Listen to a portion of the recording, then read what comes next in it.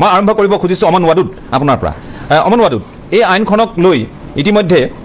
আমি মন কৰিছোঁ যে বিৰোধী সৰব হৈছে আৰু চৰকাৰে জনসাধাৰণক বিভ্ৰান্ত কৰিব খোজা বুলি অভিযোগবোৰ আহিছে। এই আইনখন প্ৰয়োগ হ'লে অসুবিধাটো ক'ত, বা এই আইনখনৰ আপোনালোকে পক্ষত আছেনে, আপোনালোকে ইয়াৰ বিৰুদ্ধে অৱস্থান কৰিব খোজে? যোৱাকালি যিটো প্ৰেছ কনফাৰেন্স আমাৰ মুখ্যমন্ত্ৰী ডাঙৰীয়াই কৰিছে তাত কেইবাটাও এলিগেশ্যন আনিছে আমাৰ কংগ্ৰেছ দলৰ ওপৰত। তাৰ আগত মই এটা কথা ক'ব বিচাৰিম যে তেওঁ 6A জাজমেণ্টৰ উদ্ধৃতি দিছে। তাত তেওঁ স্পষ্টভাৱে কৈছে ট্ৰাইব্যুনেলটো সুপ্ৰিম কোৰ্টে নোহোৱা কৰি দিলে। এতিয়া মই আপোনাক 6A যিটো জাজমেণ্ট হয় মই ৰেলেভেণ্ট পৰ্চনটো আপুনি যদি পঢ়ে যদি ডাইৰেকশ্যন দিয়া আছে, যদি আপোনাৰ ডাইৰেকশ্যন যদি চাই তাত লিখা আছে যে of course 1950 expulsion act, foreigners act, passport act, এই গোটেই এক্টখিনি কাৰ্যকাৰী হ'ব, ৰাইট? তাৰ পাছৰ লাইনটো is very important. It's the implementation of immigration and citizenship legislation cannot be left to the mere wish and discretion of the authorities, necessitating constant monitoring by this court. গতিকে কৰ্তৃপক্ষই যি কৰিব সেইটো আৰু তেওঁলোকৰ উইচ আৰু ফেন্সিছ নহ'ব। মনিটৰিং বেঞ্চত আছে কিন্তু সুপ্ৰিম কোৰ্টৰ 6A জাজমেণ্টৰ পাছত এই গোটেই কেছবোৰ মনিটৰ কৰাৰ এটা বেঞ্চ চলি আছে। গতিকে মোৰ হিচাপে তেওঁলোকে সেই বেঞ্চৰ আগত গৈ পেলাই বস্তুটো ক্লিয়াৰিফাই কৰিব লাগে। কিহৰ কাৰণে? কাৰণ তেওঁ ইমানখিনি কথা ইয়াত আনিছে যিটো নেকি সঁচা নহয়। তেওঁ কংগ্ৰেছৰ ওপৰত তেওঁ এলিগেশ্যন আনিছে যে কংগ্ৰেছে, যদি মই আপোনাক ভিডিঅ'টো এবাৰ দেখাই দিব বিচাৰোঁ, অলপ সৰু ভিডিঅ' এটা, if I can just show you, তেওঁ কৈছিলে যে কংগ্ৰেছে হেনো গাদ্দাৰী কৰিছে। সৰি, মোৰ ভলিউমটো ভাল কংগ্ৰেছে বিশ্বাসঘাতকতা কৰিছে, বিট্ৰে কৰিছে। কিহৰ কাৰণে? যে সোণোৱালত হেনো কোৱাছ কৰি দিছিলে ট্ৰাইব্যুনেল। এইটো ইমান ডাঙৰ এটা মিছা কথা। তিনিটা লাইন, সোণোৱাল 1, সোণোৱাল 2, হুবাহুব মই লাইনটো আপোনাক পঢ়ি শুনাই দিম। কাৰণ এইটো মুখ্যমন্ত্ৰীয়ে যিটো আধাৰত 1950 এই এছঅ'পিটো আনিছে, এক্সপালশ্যন এক্টৰ ওপৰত এছঅ'পিটো আনিছে, আধাৰটো তেওঁ কৈছে যে 6A জাজমেণ্ট মই আপোনাক পঢ়ি শুনালোঁ। জাজমেণ্টে কোৱা নাই যে ট্ৰাইব্যুনেল নোহোৱা। সোণোৱাল 1ত কি কৈছিলে? ছেকেণ্ড লাষ্ট লাইন কৈছে যে respondent are directed to constitute sufficient number of tribunals under the foreigners tribunal order 1964 to effectively deal with cases of foreigners who have illegally come from Bangladesh or illegal resident Assam. চ' কোৱা নাই এইটো, মিছা কথা কৈছে মুখ্যমন্ত্ৰী ডাঙৰীয়া। সোণোৱাল 2 মই আৰু তিনিটা লাইন পঢ়ি শুনাব বিচাৰিম। উই direct that the direction issued to the Union of India, মানে আগৰ জাজমেণ্টৰ কথা কৈ আছে, effectively deal with cases of foreigners who have illegally come from Bangladesh or are residing in Assam to be implemented with a period of months from this date. So ইয়াত কোৱা হৈছে যে we direct to effectively deal with case of foreigners, মানে ট্ৰাইব্যুনেলছ under 1964 আণ্ডাৰত তেওঁলোকে কৈছে যে supreme কোৰ্টে কৈছে যে ট্ৰাইব্যুনেল আৰু বনাব লাগে। 1 and 2ত 1964 অৰ্ডাৰ উদ্ধৃতি দি পেলাই কৈছে যে ট্ৰাইব্যুনেল বনাব লাগে। ক'তো কোৱা নাই যে ট্ৰাইব্যুনেল নোহোৱা। তেনেহ'লে কংগ্ৰেছে বিশ্বাসঘাতক ক'ত কৰিলে? ট্ৰাইব্যুনেল আহিলে আফটাৰ, মানে এইটো 1964 পৰা ট্ৰাইব্যুনেল আছিলে। IMDTৰ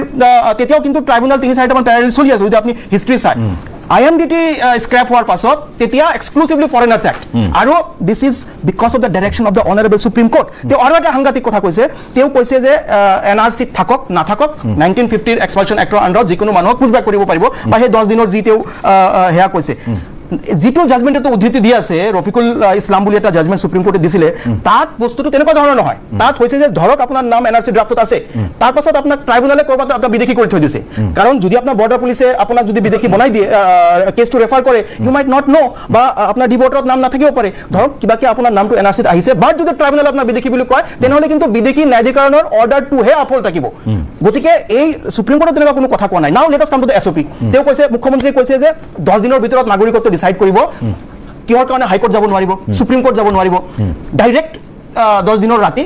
পুছবেক কৰা হ'ব। মোক আপুনি কওক যে 1950 যিটো এক্সপালশ্যন অৰ্ডাৰ, তাত পুছবেক শব্দটো ক'ত লিখা আছে? তাত ডাইৰেকশ্যন দিব। যদি ডাইৰেকশ্যন যদি মানি নলয় কোনোবা, তেনেহ'লে পেনাল্টি আছে 3 বছৰ। পেনাল্টিটো কি বাংলাদেশত গৈ পেনাল্টি কৰিব নেকি? পুছবেক শব্দটো 1950 এক্সপালশ্যন এক্টত নাই।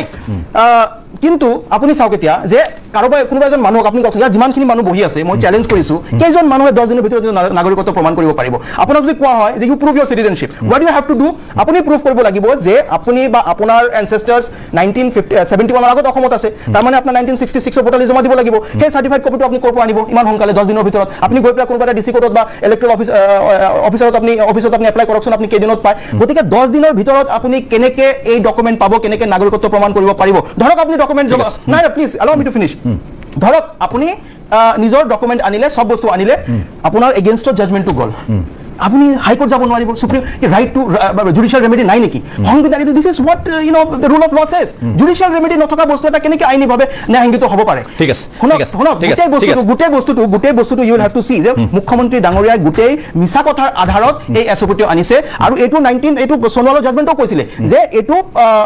পেৰেলালি চলি থাকিব, কিন্তু সুপ্ৰিম কোৰ্টে কেতিয়াও কোৱা নাই যে খালি এক্সপালশ্যন এক্টটো চলি থাকিব। ঠিক আছে, মই আকৌ আহি আছোঁ। ধন্যবাদ আপোনাৰ প্ৰাৰম্ভিক মন্তব্যৰ বাবে। মই অকণমান সময়ৰ কাৰণে মই ডক্টৰ ৰমেশ চন্দ্ৰ বৰপাত্ৰ গোহাঁই ডাঙৰীয়াৰ কাষলৈ যাব খুজিছোঁ তেখেত অসুস্থ হৈ আছে আৰু কালিলৈ সুস্থ আছিল আজি হঠাৎ অসুস্থ হৈছে কিন্তু আমাৰ বিষয়ৰ গুৰুত্ব বুজি আৰু এই বিষয়টোৰ সৈতে সম্পৃক্ত এগৰাকী ব্যক্তি হিচাপে তেখেতে আমাৰ সৈতে কিছু সহযোগিতা আগবঢ়োৱাৰ কথা ক'লে গতিকে বেছি সময় নলৈ মই আপোনাৰ কাষলৈ আহিছোঁ যিখিনি কথা এই মুহূৰ্তত যেনেধৰণে এক্সপালছন এক্টখনৰ পুনৰ প্ৰয়োগৰ কাৰণে SOP ইত্যাদি জাৰি কৰা হৈছে আৰু সৰ্বানন্দ সোণোৱালৰ গোচৰটোৰ প্ৰসংগটো আমি সকলো অৱগত গতিকে এই কথাখিনিৰ কংগ্ৰেছৰ যিটো প্ৰতিক্ৰিয়া আছিল কংগ্ৰেছৰ নেতাগৰাকীৰ যিটো প্ৰতিক্ৰিয়া আছিল বা মুখপাত্ৰগৰাকীৰ সেই কথাখিনি সন্দৰ্ভতো মই আপোনাক সুধিব খুজিছোঁ আচলতে আইনে কি কয় বা তেখেতে যিখিনি কথা কৈছে মুখ্যমন্ত্ৰীয়ে যিখিনি কথা কৈছে কোনখিনি কথা ন্যায়সংগত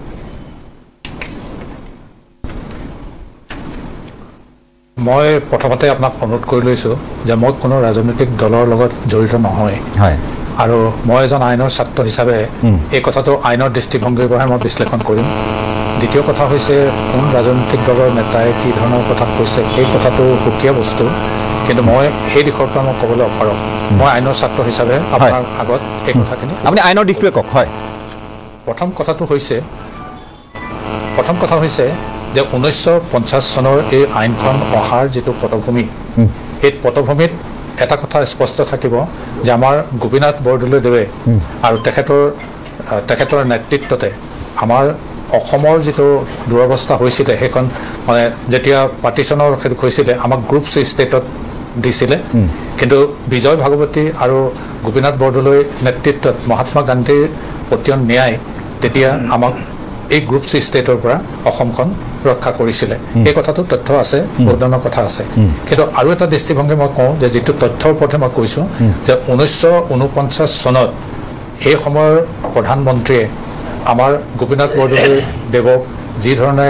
হেঁচা প্ৰয়োগ কৰিছিলে সেইটো তথ্য পাতি আছে মই বিভিন্ন জেগাতো কৈছোঁ এটা সকলোৱে জানে তাত এই কথাটো কৈছিলে যে যিখিনি মানুহক লৈ এই সমস্যাটো হৈছে সেই মানুহখিনি এই পমুৱা মানুহখিনিক অসমত যদি সংস্থাপন দিয়া নহয় তেতিয়াহ'লে ভাৰতবৰ্ষৰ ক'তো মাটি নাই তাত সংস্থাপিত কৰিব পাৰিব আৰু দ্বিতীয় এটা হুমকি তেখেতে দিছিলে সেইটো মই তথ্য ভিত্তিতে কৈছোঁ দেই তাত কৈছিলে যদি তুমি এনেকুৱা পেৰকিয়েল চিন্তা কৰা তেতিয়াহ'লে আমাৰ কেন্দ্ৰীয় চৰকাৰৰ পৰা যিবিলাক টকা পইচা বা পাব লগা আছে সেইটোত কিন্তু সহজে পোৱাটো টান হ'ব কিন্তু তথাপিও গোপীনাথ বৰদলৈৰ যিটো বলিষ্ঠ পদক্ষেপ তেওঁ সেইখিনি আগুৱাই নিলে 1950 চনত যেতিয়া গোটেই সমস্যাটো দেখা গ'ল তেতিয়া এই আইনখন আনিলে এই আইনখনৰ দুটা দিশ আছে কিন্তু এই আইনখনত এটা দিশ হৈছে যে যিবিলাকে অবৈধভাৱে ভাৰতবৰ্ষৰ মাটিত প্ৰৱেশ কৰিছে তেওঁলোক এটা শ্ৰেণী আৰু এটা কথা কৈছে যে যিবিলাকে আন্তঃৰাষ্ট্ৰীয় সীমাৰ সিপাৰত যেতিয়া চিভিল যিটো ডিষ্টাৰ্বেঞ্চ হয় তেতিয়া তেওঁলোকে যদি আন্তঃৰাষ্ট্ৰীয় সীমা পাৰ হৈ আহে তেতিয়াহ'লে তেওঁলোক এটা বেলেগ শ্ৰেণীৰ বহিৰাগত হ'ব গতিকে সেই দ্বিতীয় যিটো শ্ৰেণী সেই শ্ৰেণীটোক মানৱীয়তাৰ দৃষ্টিভংগীৰে তেওঁলোকক আন্তঃৰাষ্ট্ৰীয় নিয়ম মতে তেওঁলোকক তাত থাকিবলৈ দিয়া হয় আৰু থাকিবলৈ দিয়া হয় মানে এইটো নহয় যে তেওঁলোকে সকলোখিনি পাব কিন্তু যেতিয়া এই এটা তেনেকৈ ভয়ৰ বা প্ৰাণৰ তাৰণাত তেওঁলোকে আহিলে মানৱীয়তা দৃষ্টিভংগীৰে তেওঁলোকক তাত সুৰক্ষা দিয়াৰ কথাটো স্পষ্টভাৱে এই আইনখনতে আছে এতিয়া সেই আইনখনৰ আধাৰত বহুত দিনলৈকে এই বস্তুটো চলি থাকিলে কিন্তু আপুনি প্ৰথম আৰম্ভণি কওঁতেই যিটো ক'লে যে ৰাজনৈতিক মেৰপাকত নি এই আইনখনক বিভিন্ন ধৰণে তাত ডিছফাংচনেল কৰা হ'ল যে প্ৰয়োগটো বন্ধ কৰি থোৱা হ'ল এইটো ৰাজনৈতিক ক্ষেত্ৰত বিশেষকৈ 60 চনৰ পৰা 64 চনলৈকে যিটো আছিলে সেই সময়ছোৱাত এই আইনখনক সম্পূৰ্ণৰূপে অৱজ্ঞা কৰি পেলাই ৰাজনৈতিক যিটো স্বাৰ্থ সেই স্বাৰ্থটো আগত ৰাখি এই আইনখন অকৰ্মণ্য কৰি দিয়া হ'ল আৰু 1983 চনত যেতিয়া IMDT আইনখন আনিলে IMDT আইনখন আইন হিচাপে আনিলে তেতিয়া সেই আইনখনৰ 4 নং ধাৰাত স্পষ্টভাৱে এই কথাটো কোৱা হৈছিলে যে এই IMDT আইনখনৰ যিখিনি নিয়মাৱলী বা যিখিনি তাত আধাৰ আছে সেইখিনিয়ে আমাৰ ইমিগ্ৰেশ্যন এক্সপালছন ফ্ৰম আছাম এক্ট তাৰ ওপৰত প্ৰভাৱ পেলাব সেইখনক তাৰ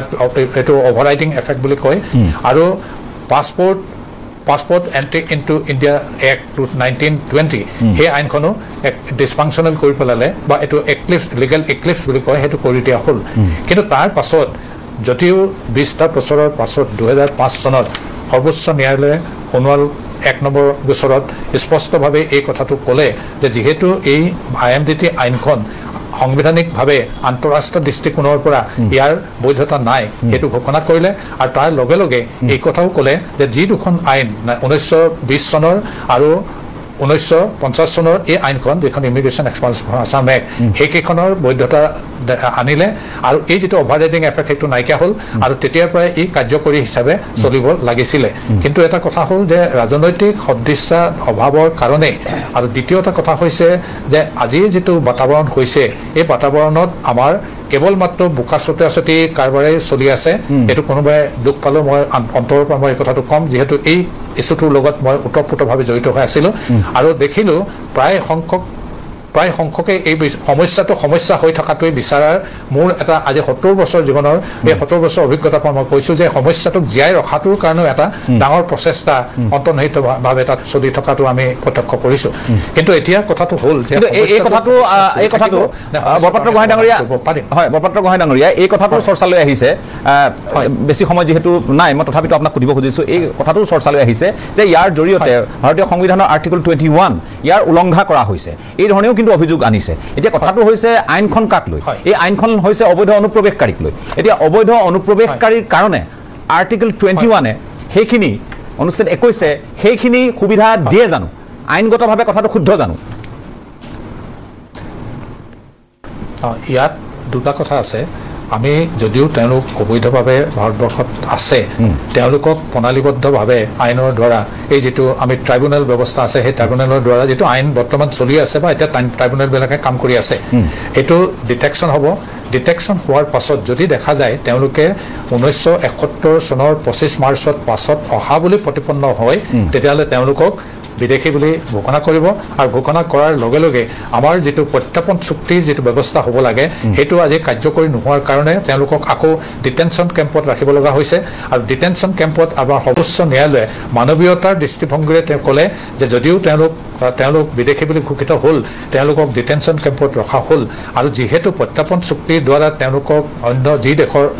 দেশৰ পৰা তেওঁলোক অহা বুলি কোৱা হৈছিলে সেই দেশলৈ আমি পঠিওৱাৰ যিটো ব্যৱস্থা হোৱা নাই তেতিয়া 3 বছৰ তাত থকাৰ পাছত তেওঁলোকক এটা আন্তঃৰাষ্ট্ৰীয় মানৱীয়তাৰ দৃষ্টিভংগীৰে তেওঁলোকক পেৰলত ওলাই যাবলৈ দিয়া হৈছে আৰু এইটো যেতিয়া ব্যৱস্থা হ'ল আজি কেন্দ্ৰীয় চৰকাৰ হওক বা ৰাজ্য চৰকাৰৰ যিখিনি ভূমিকা আছে সেই ভূমিকাখিনি যদি সুস্থভাৱে কৰা যায় তেতিয়াহ'লে মই ভাবোঁ যে এই ডিটেনশ্যন কেম্পত থকাৰ সময়তে প্ৰত্যাপন চুক্তিৰ যোগেদি আমি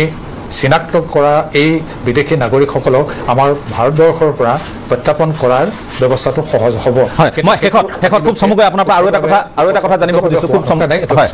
খুব চমুকৈ এটা কথা জানিব খুজিছোঁ এতিয়া ৰাজ্য চৰকাৰে SOP প্ৰস্তুত কৰিছে আৰু ইতিমধ্যে কোৱা হৈছে যে 1950 চনৰ এই আইনখনৰ জৰিয়তে ইমিগ্ৰেণ্টছ এক্সপালচন ফ্ৰম আছাম এক্ট 1950 এই আইনৰ জৰিয়তে এতিয়াৰ পৰা জিলা আয়ুক্তগৰাকী এতিয়া জিলা আয়ুক্ত পূৰ্বে উপায়ুক্ত গতিকে সেই সময়ৰ পৰা এই ক্ষমতাটো আছে যে তেওঁ এই ক্ষেত্ৰত এতিয়া সময় নিৰ্ধাৰণ কৰি দিয়া হৈছে SOP প্ৰস্তুত কৰা হৈছে যে 10 দিনৰ ভিতৰত যদি চিনাক্ত হয় আৰু চিনাক্ত হোৱাৰ পিছত তেওঁ ডিচিশ্যন ল'ব যদিহে তেওঁ কনফিউজ হয় বা দ্বিধাগ্ৰস্ততাত ভোগে তেতিয়াহ'লেহে তেওঁ ট্ৰিবিউনেললৈ পঠিয়াব ট্ৰিবিউনেলক একেবাৰে নচ্ছাত কৰি দিয়া নাই যদিহে তেওঁ দ্বিধাগ্ৰস্ততাত থাকে যে সন্দেহৰ অৱকাশ থাকে তেতিয়া তেওঁ তালৈ পঠিয়াব আৰু তেতিয়া ট্ৰিবিউনেলত বিচাৰ হ'ব কিন্তু ইয়াৰ অন্যথা পোনপটীয়াকৈ যদি নিশ্চিত হয় যে এওঁৰ ডকুমেণ্টছ এইখিনি বা যিখিনি নথিপত্ৰ এইখিনি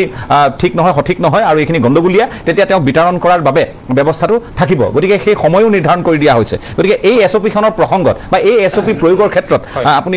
ভাবেনে আইনী বাধা কিবা আহিব পাৰে খুব চমুকৈ মই এটা বস্তু দেখাওঁ আজি অসমৰ ক্ষেত্ৰত যেটো কোৱা হৈছে বাধাবাগৰি অন্য আজি ধৰক ওয়েষ্ট বেংগলৰ পৰা আৰম্ভ কৰি বাকিবিলাকতো এই সমস্যাটো আছে কিন্তু তাতে আপুনি এটা বস্তু দেখিব যে আমাৰ যেটো বিবিলাক কাম ট্ৰাইব্যুনেলক দিয়া হৈছে কোৱাসি জুডিশিয়েল বডি হেবিলাকক কিন্তু এটা এক্সিকিউটিভ পাৱাৰ হিচাপে বাকি ষ্টেট বিলাকত হে কৰ্তৃত্বটো দিয়া আছে আৰু এটা সুপ্ৰিম কোৰ্টৰ এটা ৰায়ত এই কথাটো স্পষ্ট কৰি দিয়া আছে গতিকে মই পুনচাতে এই কথা ক'ব নোৱাৰো যে SOPখন আইনসংগত নহয় কাৰণ ইয়াত বিভিন্ন দিশ বিশ্লেষণ কৰিব লাগিব বিশ্লেষণ কৰাৰ পাছত আমাৰ যিখন SOP কোৱা হৈছে এই SOPখনত যদি আমাৰ সুপ্ৰিম কোৰ্টৰ যেটো নিৰ্দেশ আছে সেই নিৰ্দেশ মতে যদি হেতু হৈছে আৰু অন্য ষ্টেট বিলাকত কিন্তু এই কৰ্তৃত্বটো আমাৰ এক্সিকিউটিভ বিলাকক দিয়া হৈছে তেওঁলোকে হেতু প্ৰয়োজন সাপেক্ষে তেওঁলোকক বিতৰণ কৰাৰ কৰ্তৃত্বটো তেওঁলোকক দিয়া হৈছে সুপ্ৰিম কোৰ্টৰ সেই আদেশ মতে মই যেটো জানো সেইখিনি কথাই মই কৈছো গতিকে SOPখন বিশ্লেষণ কৰি চাব লাগিব সুন্দৰভাৱে আৰু বিশ্লেষণ কৰি যদি আইনগত হয় তেতিয়াহলে সেই SOPখন নীতিগতভাৱে তাক ইমপ্লিমেন্ট কৰি আমাৰ আমাৰ এই সমস্যাটো সমাধান কৰাৰ পথ মুকলি আমি কৰিব পাৰোঁ এইখিনিতে কিন্তু এটা কথা হয় যে আমাৰ মতৰ পাৰ্থক্য থাকিব পাৰে কিন্তু আইনৰ ক্ষেত্ৰত আমি সকলোৱে সমন্বয়েৰে মই জাতি ধৰ্ম বা ৰাজনৈতিক দল সমন্বিতে সকলোৱে এই কথাটো চাব লাগিব যে আমাৰ যিটো মৌলিক সমস্যা সেই সমস্যাটো আমি হাতত হাত মিলাই সমাধান কৰিব লাগিব আৰু মাজৰ যিখিনি মতানৈক্য বা পাৰ্থক্য আছে সেইখিনি আমি আলোচনাৰ যোগেদি আমি ইয়াক সমাধান কৰিব পাৰোঁ যেনেকৈ ধৰক সৰ্বদলীয় বৈঠকৰ দ্বাৰা আৰু এতিয়া সৰ্বদলীয় বৈঠকৰ দ্বাৰাই আমি এই সমস্যাটো সুন্দৰভাৱে সমাধান কৰিব পাৰোঁ যিখিনি আমাৰ মতানৈক্য আছে সেই মতানৈক্যখিনি আমি নাইকিয়া কৰি এটা জাতীয় ৰাষ্ট্ৰীয় স্বাৰ্থত আমি এই সমাধানটো আনিব পাৰোঁ মই আপোনাক বহুত বহুত ধন্যবাদ জ্ঞাপন কৰিছোঁ অসুস্থ দেহাৰে আপুনি আমাৰ সৈতে সহযোগিতা আগবঢ়োৱাৰ বাবে মই আপোনাক ধন্যবাদ দিছোঁ আৰু আজি অনুষ্ঠানৰ পৰা আপোনাক মই বিদায় দিছোঁ হয় ধন্যবাদ মই আহিব খুজিছোঁ পল্লৱ ভট্টাচাৰ্য ডাঙৰীয়া আপোনাৰ কাষলৈ এই কথাখিনি বৰ সংবেদনশীল কিন্তু অসমীয়া মানুহখিনিয়ে ভুগি আছে আৰু মই আগতেও কৈছোঁ আজিও কওঁ যে অসমীয়া মানুহখিনিৰ স্বাৰ্থক লৈ খিলঞ্জীয়া মানুহখিনিৰ স্বাৰ্থক লৈ খুব কম আলোচনা হয় খুব কমেই আলোচনা হয় আমি অবৈধ অনুপ্ৰৱেশকাৰী সুৰক্ষাৰ দিশটোহে বেছি গুৰুত্ব ক'ৰবাত দিয়া যেন আমাৰ নজৰলৈ আহে দৃষ্টিলৈ আহে তেওঁলোকৰ বাবে যেন আইন তেওঁলোকৰ সুৰক্ষাৰ বাবে যেন গোটেইখিনি বিধি ব্যৱস্থা এনেধৰণৰ এটা অনুভৱ কেতিয়াবা হয় এতিয়া চৰকাৰে এই কামখিনি সঠিকভাৱেই কৰিবলৈ লৈছে নে ইয়াত ৰাজনীতি নিহিত হৈ আছে নে গোটেইখিনি বুমেৰাং হ'ব তেওঁলোকৰ কি উদ্দেশ্য সেইখিনিও নিশ্চয় জনাৰ প্ৰয়োজন আছে মই আপোনাৰ কাষলৈ আহিছোঁ আপোনাৰ প্ৰাৰম্ভিক মন্তব্য জানিব খুজিছোঁ আপোনালোকে চাব যে 2024 চনত এইটো সেকশন 6A বুলি যিটো সিটিজেনশিপ এক্টত আছিলে অৰ্থাৎ অসম চুক্তিৰ কথাটো তাত 6A ব্যক্ত কৰা হৈছিলে গতিকে এইটো চ্যালেঞ্জ কৰি APW আৰু অসম সন্মিলিত মহাসংঘ তেওঁলোকে যিটো পিটিশন কৰিছিলে কিন্তু 6A লৈ এওঁলোকে আছিল অসম সন্মিলিত মহাসংঘৰে আছিল তেওঁলোকে যিটো কৰিছিলে সেইটো কিন্তু সুপ্ৰিম কোৰ্টে সেইটো বাহাল ৰাখিলে 6A বাহাল ৰাখিলে কিন্তু লগতে তেওঁলোকে এই ইমিগ্ৰেশ্যন এক্টৰ কথাও ক'লে যে এইখন মানে এতিয়াও ভেলিড বুলি তেওঁলোকৰ সেই যিটো জাজমেণ্টত আছে জাষ্টিস সূৰ্যকান্ত বুলি এজন আছিলে এইটো 5 জাজ বেঞ্চ আছিলে সূৰ্যকান্ত তেওঁলোকে কনষ্টিটিউচনেল বেঞ্চ তেওঁলোকে কিন্তু সেইটো গ্ৰাহ্য কৰিলে এতিয়া কথা হ'ল কি এখেতে যিখিনি কথা কৈছে আমাৰ কংগ্ৰেছৰ প্ৰতিনিধিজনে সেই কথাটো ঠিক যে এক্টখনত মানে যিটো কথা কৈছে যে তেওঁলোকক লগে লগে পুশবেক কৰি দিব বুলি ঠিক সেই বস্তুটো তাত একচুয়ালি তেনেকুৱা ধৰণে লিখা নাই যেন ৰিমুভ মানে তেওঁলোকক এটা অৰ্ডাৰ দিব যে তোমালোকে ইয়াৰ পৰা আঁতৰি যোৱা গতিকে তেওঁলোকে ক'ত গ'ল কি গ'ল সেই বস্তু গৈছে আঁতৰি মানুহ গৈছে আঁতৰি মই এই উদাহৰণটো আপোনাক দি থওঁ আপোনাৰ কথাখিনি আগবঢ়াই নিবলৈ ভাল হ'ব মই আপোনাক কওঁ যে 1901 এইখন মই বেলেগ কথা কোৱা নাই আপোনালোকে আপুনি সেই সময়ত দায়িত্বত আছিল এইখন হ'ল white paper on foreigners issue 2012 চনৰ 20 অক্টোবৰৰ এখন হোৱাইট পেপাৰ আৰু ইয়াত লিখাই আছে যে during the period 1961-1966 approximately 1,78,952 infiltrants were either deported or had voluntarily left the country but an estimated 40,000 infiltrants did not leave India তাৰ মানে সেই সময়ত 1,78,952 গৰাকী ইনফিল্ট্ৰেন্টছ হয় তেওঁলোকক ডিপোৰ্ট কৰা হ'ল নহলে তেওঁলোকে স্বেচ্ছাই গুচি গ'ল কিন্তু 40,000 থাকি গ'ল গতিকে গৈছে মানুহ তেনেকৈ এই অৰ্ডাৰৰ জৰিয়তে গৈছে এইটো 2012 চনত যিখন হোৱাইট পেপাৰ মানে জিষ্ণু বৰুৱাৰ আণ্ডাৰত দিয়া হৈছিলে তাত এই কথাখিনি উল্লেখ আছে কিন্তু ময়ো গম পাওঁ কিন্তু কথা হ'ল কি মানে যেতিয়া এটা অৰ্ডাৰ দি দিলে যে তোমালোক ইয়াৰ পৰা যোৱাগে কিন্তু গ'ল নে নাই সেইটো ফলো আপ কৰিব লাগিব আচলতে সেই ফলো আপটো কেনেকৈ হৈ আছে সেইটোৰ ওপৰত ডিপেণ্ড কৰে সেইকাৰণে মই ভাবিছিলোঁ যে যিটো NRC হৈছিলে আচলতে NRC খনত বহুত কিবা ভুল থাকিব পাৰে হেৰি কৰে কিন্তু মোৰ মতে এই NRC খনত যেহেতু আমি প্ৰায় 1200 কোটি নে 1600 কোটি টকা অলৰেডি খৰচ কৰিলোৱে গতিকে এই ডকুমেণ্টটো যদি অলপ হেৰি থাকিলে মানে কি হয় ইভেন নাও অলসো এতিয়াও মই ভাবো যে যেহেতু পুলিচ ষ্টেচনত ধৰক কোনোবা এজন মানুহক যদি আমি পেপাৰ বিচাৰো যে অমুক দিয়া তমুক দিয়া তেতিয়া তেওঁলোকে এইটো হাৰাসমেণ্ট বুলি ভাবে কিন্তু আমি NRCত যদি সেই মানুহজনৰ নামটো নাই মানে এনেই মই এতিয়া যিটো ড্ৰাফট NRCৰ কথাহে কৈ আছো তেতিয়াও কিন্তু আমি কিছু কথা গম পাম যে সঁচাকৈ নাই তোমাৰটো নামটো নাই তেতিয়া তাৰমানে এনেকুৱা ধৰণৰ এটা মানে মনিটৰিং সিস্টেম যিটো আছে সেই মনিটৰিং সিস্টেমটো থাকিব লাগিব আৰু আজিকালি একচুয়ালি এটা বিজ্ঞানৰ যুগ আপোনালোকে জানে যে AI প্ৰযুক্তিৰ যুগ গতিকে এনেকুৱা ক্ষেত্ৰত মানে বহু ক্ষেত্ৰত মই দেখিছোঁ বিদেশত বিশেষকৈ দেখিছোঁ কিবা এটা ক্ৰাইম হ'লেও ক্ৰাইমটোত কোনো বস্তু মানে সাক্ষী নাথাকিলেও তেওঁলোকৰ যিটো মনিটৰিং সিস্টেম আছে তাৰ থ্ৰুৱেদি কোনে কৰিলে কি হেৰি তেওঁলোকে মোটামুটি অলপ উলিয়াই দিব পাৰে গতিকে আমিও এতিয়া তেনেকুৱা ধৰণৰ প্ৰযুক্তিলৈ যাব লাগিব আৰু মই ভাবোঁ যে এনেকুৱা ধৰণৰ প্ৰযুক্তি যদি আমি এপ্লাই কৰিব পাৰোঁ তেতিয়া ডেফিনেটলি আমি এই ক্ষেত্ৰত আগবাঢ়িব পাৰিম মই কিন্তু আৰু এটা কথা আপোনালোকক জাষ্ট ক'ব খুজিছোঁ মই 1986 1986 অফিচাৰ হয় গতিকে 1986 পৰা আমি এই গোটেই প্ৰচেষ্টাখিনি ইনক্লুডিং দিছ হোৱাইট পেপাৰ এই গোটেইখিনি প্ৰচেষ্টা আমি দেখিছোঁ মাজতে এটা স্কিম আছিলে PIP স্কিম বুলি কয় PIP স্কিমটো আমি নিজেই দেখিছোঁ নিজেই আমি এইটো এক্সিকিউট কৰিবলৈ চেষ্টা কৰিছিলোঁ এইটো 60s হৈছিলে গতিকে সেই সময়ত বাংলাদেশ হোৱা নাছিল গতিকে prevention of infiltration of Pakistani India of Pakistani nationals 1962 আৰু এইটো 1984 লৈকে তাৰমানে আমাৰ যথেষ্টখিনি পুলিচৰ মানুহ বৰ্ডাৰ ব্ৰাঞ্চত এইটো এংগেজ কৰা হৈছিল আৰু তেওঁলোকে কিছু ৰেজিষ্টাৰ মেইনটেইন কৰি এনেকুৱা ধৰণৰ কামবিলাক কৰিছিলে কিন্তু এইবিলাক কথা এতিয়া যিহেতু প্ৰযুক্তিৰ ইমান উন্নতি ঘটিছে গতিকে মই ভাবোঁ যে এনেকুৱা চৰকাৰেও এনেকুৱা ধৰণৰ বস্তু আনিব লাগে যাতে কাকো আমি তেওঁলোকৰ কোনো মানে কাকো মানে আমি কি মানে এট্ৰচিটি নকৰাকৈ যাতে কামবিলাক খুব ভাল ধৰণে কৰিব পাৰোঁ সেই কথাটোৰ ওপৰত বেছি গুৰুত্ব দিব লাগে বুলি মই ভাবোঁ ঠিক আছে ধন্যবাদ জনাইছোঁ মই এটা বিৰতি ল'বৰ হৈছে বিৰতিৰ পাছত আকৌ আলোচনা আপোনালোকে যিটো বিষয়ক লৈ ইতিমধ্যে চৰ্চা হোৱা দেখিছে এই বিষয়টো হৈছে এখন আইনৰ ইমিগ্ৰেণ্টছ এক্সপালছন ফ্ৰম আছাম এক্ট 1950 আৰু এই আইনখন এটা সময়লৈ খুব কঠোৰভাৱে বলবৎ হৈছিল আৰু অবৈধ প্ৰব্ৰজনকাৰী বাহিৰ হ'বলৈ বাধ্য হৈছিল যদিও বা 40,000 যেতিয়া থাকি গ'ল তেওঁলোকে সেই সময়ৰ পৰা ৰাজনীতি আৰম্ভ হ'ল আৰু এই ৰাজনীতিৰ পংকিলতা দেখিলে আপোনালোকে তবত মানিব এই মুহূৰ্তত এই কথাখিনি আমি উল্লেখ কৰাটো ভাল মই আহিব খুজিছোঁ ৰাজনীতিকসকলৰ কাষলৈ যাবলৈ আছে যদিও অমন ৱাদুদৰ ভাষ্য আমি লৈছোঁ ইতিমধ্যে তেখেতে কৈছে নিজৰ কথাখিনি কিন্তু খুব চমুকৈ মই আহিব খুজিছোঁ পলাশ ৰঞ্জন বৰুৱা আপোনাৰ কাষলৈ আহিব খুজিছোঁ যে আপুনি প্ৰথম অনুষ্ঠানটোতো আছিল গতিকে সেই সময়তো বহুখিনি বিষয় আছিল আৰু আমি এই কথাখিনিও এতিয়া অৱগত কৰা ভাল হ'ব যে 1 ছেপ্টেম্বৰত আমাৰ গৃহ মন্ত্ৰালয়ৰ যিটো শেহতীয়া ৰিলিজ আপোনালোকে গম পায় প্ৰেছ ৰিলিজ তাত সেই কথাখিনি উল্লেখ কৰা হৈছে যে যিখন 1964ৰ যিখন ফৰেইনাৰ্ছ ট্ৰিবিউনেল আমি অৰ্ডাৰ বুলি যদি কওঁ সেইখনৰ ক্ষেত্ৰত বহু সালসলনি ঘটিছে এই কথাটো উল্লেখ কৰাটো ভাল হ'ব আৰু এইখন ইতিমধ্যে ইমিগ্ৰেণ্টছ এণ্ড ফৰেইনাৰ্ছ অৰ্ডাৰ 2025 বুলি ইতিমধ্যে এইখনক ইয়াৰ নাম ৰখা হৈছে গতিকে এইখনৰ ওপৰতো বিতংকৈ আমি কেতিয়াবা কথা পাতিম কিন্তু আজি প্ৰসংগ সেইটো নহয় অৰ্ডাৰো আছে একটো আছে হয় একখন আছে 1 ছেপ্টেম্বৰত এই কথাখিনি হৈছে 1 ছেপ্টেম্বৰত অৰ্ডাৰ আহিছে 25 এপ্ৰিলত একখন আহিছে হয় মই এই কথাটো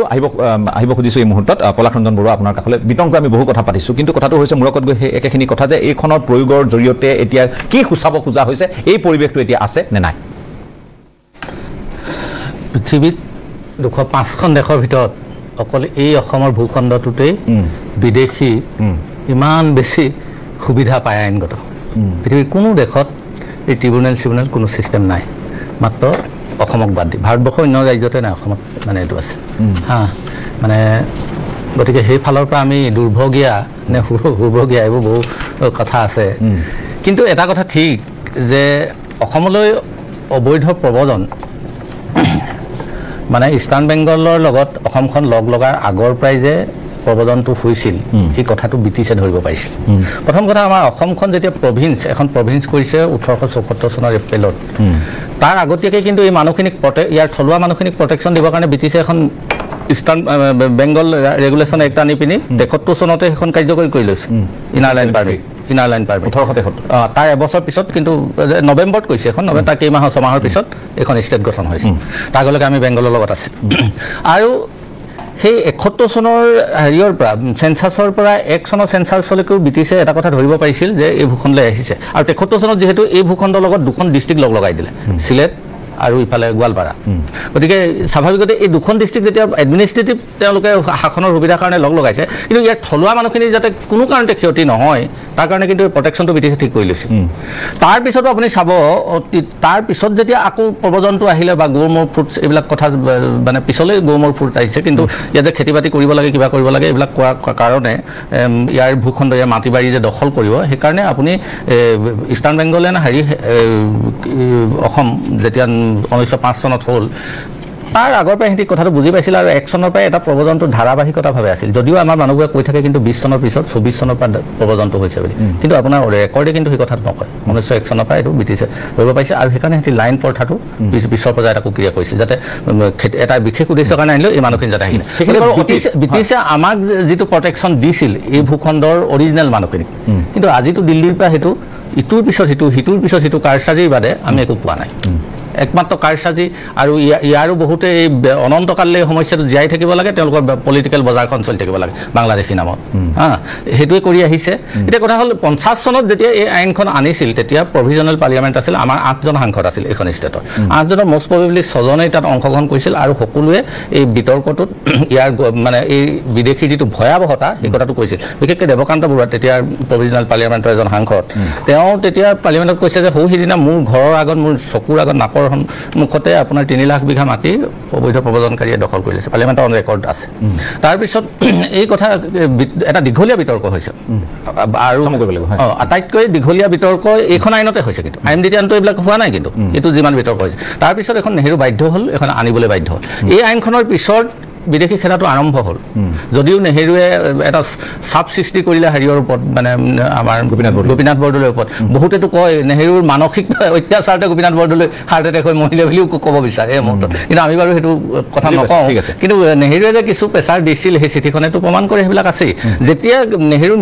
আপোনাৰ হেৰিয়ৰ গোপীনাথ বৰদলৈৰ মৃত্যুপীঠত বিষ্ণুৰাম মেধিয়ে যেতিয়া বহিলে হেৰিয়ত আৰু এই আইনখন তেওঁ পুৰা দমে কাৰ্যকৰী কৰিব লাগিলে আৰু নেহেৰুক বুঢ়া আঙুলি দেখাই দি ক'লে যে নাই ইয়াত মাটি চাটি দিয়া নহ'ব এইটো কোনো কথাই নাই আমাৰ অসমীয়া হেৰিয়ত এইটো একদম তীব্ৰ হ'ল তেতিয়া পাৰ্লিয়ামেণ্টত 57 চনলৈকে কোনকেইজন মানুহ আছিল দেৱকান্ত বৰুৱা আমাৰ দেৱেশ্বৰ শৰ্মা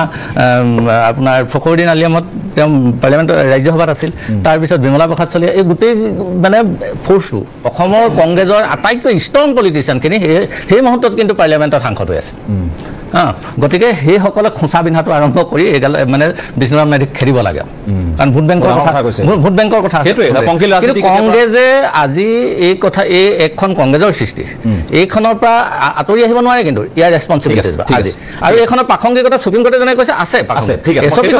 বিতৰ্ক হ'ব পাৰে সেইটো চিভিল ছ'চাইটিয়ে আলোচনা কৰিব কিবা কৰিব ঠিক আছে ধন্যবাদ জনাইছোঁ আৰু এটা বিৰতিৰ পাছত আপোনালোকক পুনৰ স্বাগতম যিটো বিষয়ক লৈ কথা পাতি আছোঁ বিষয়টো সংবেদনশীল আৰু এই বিষয়টোৰ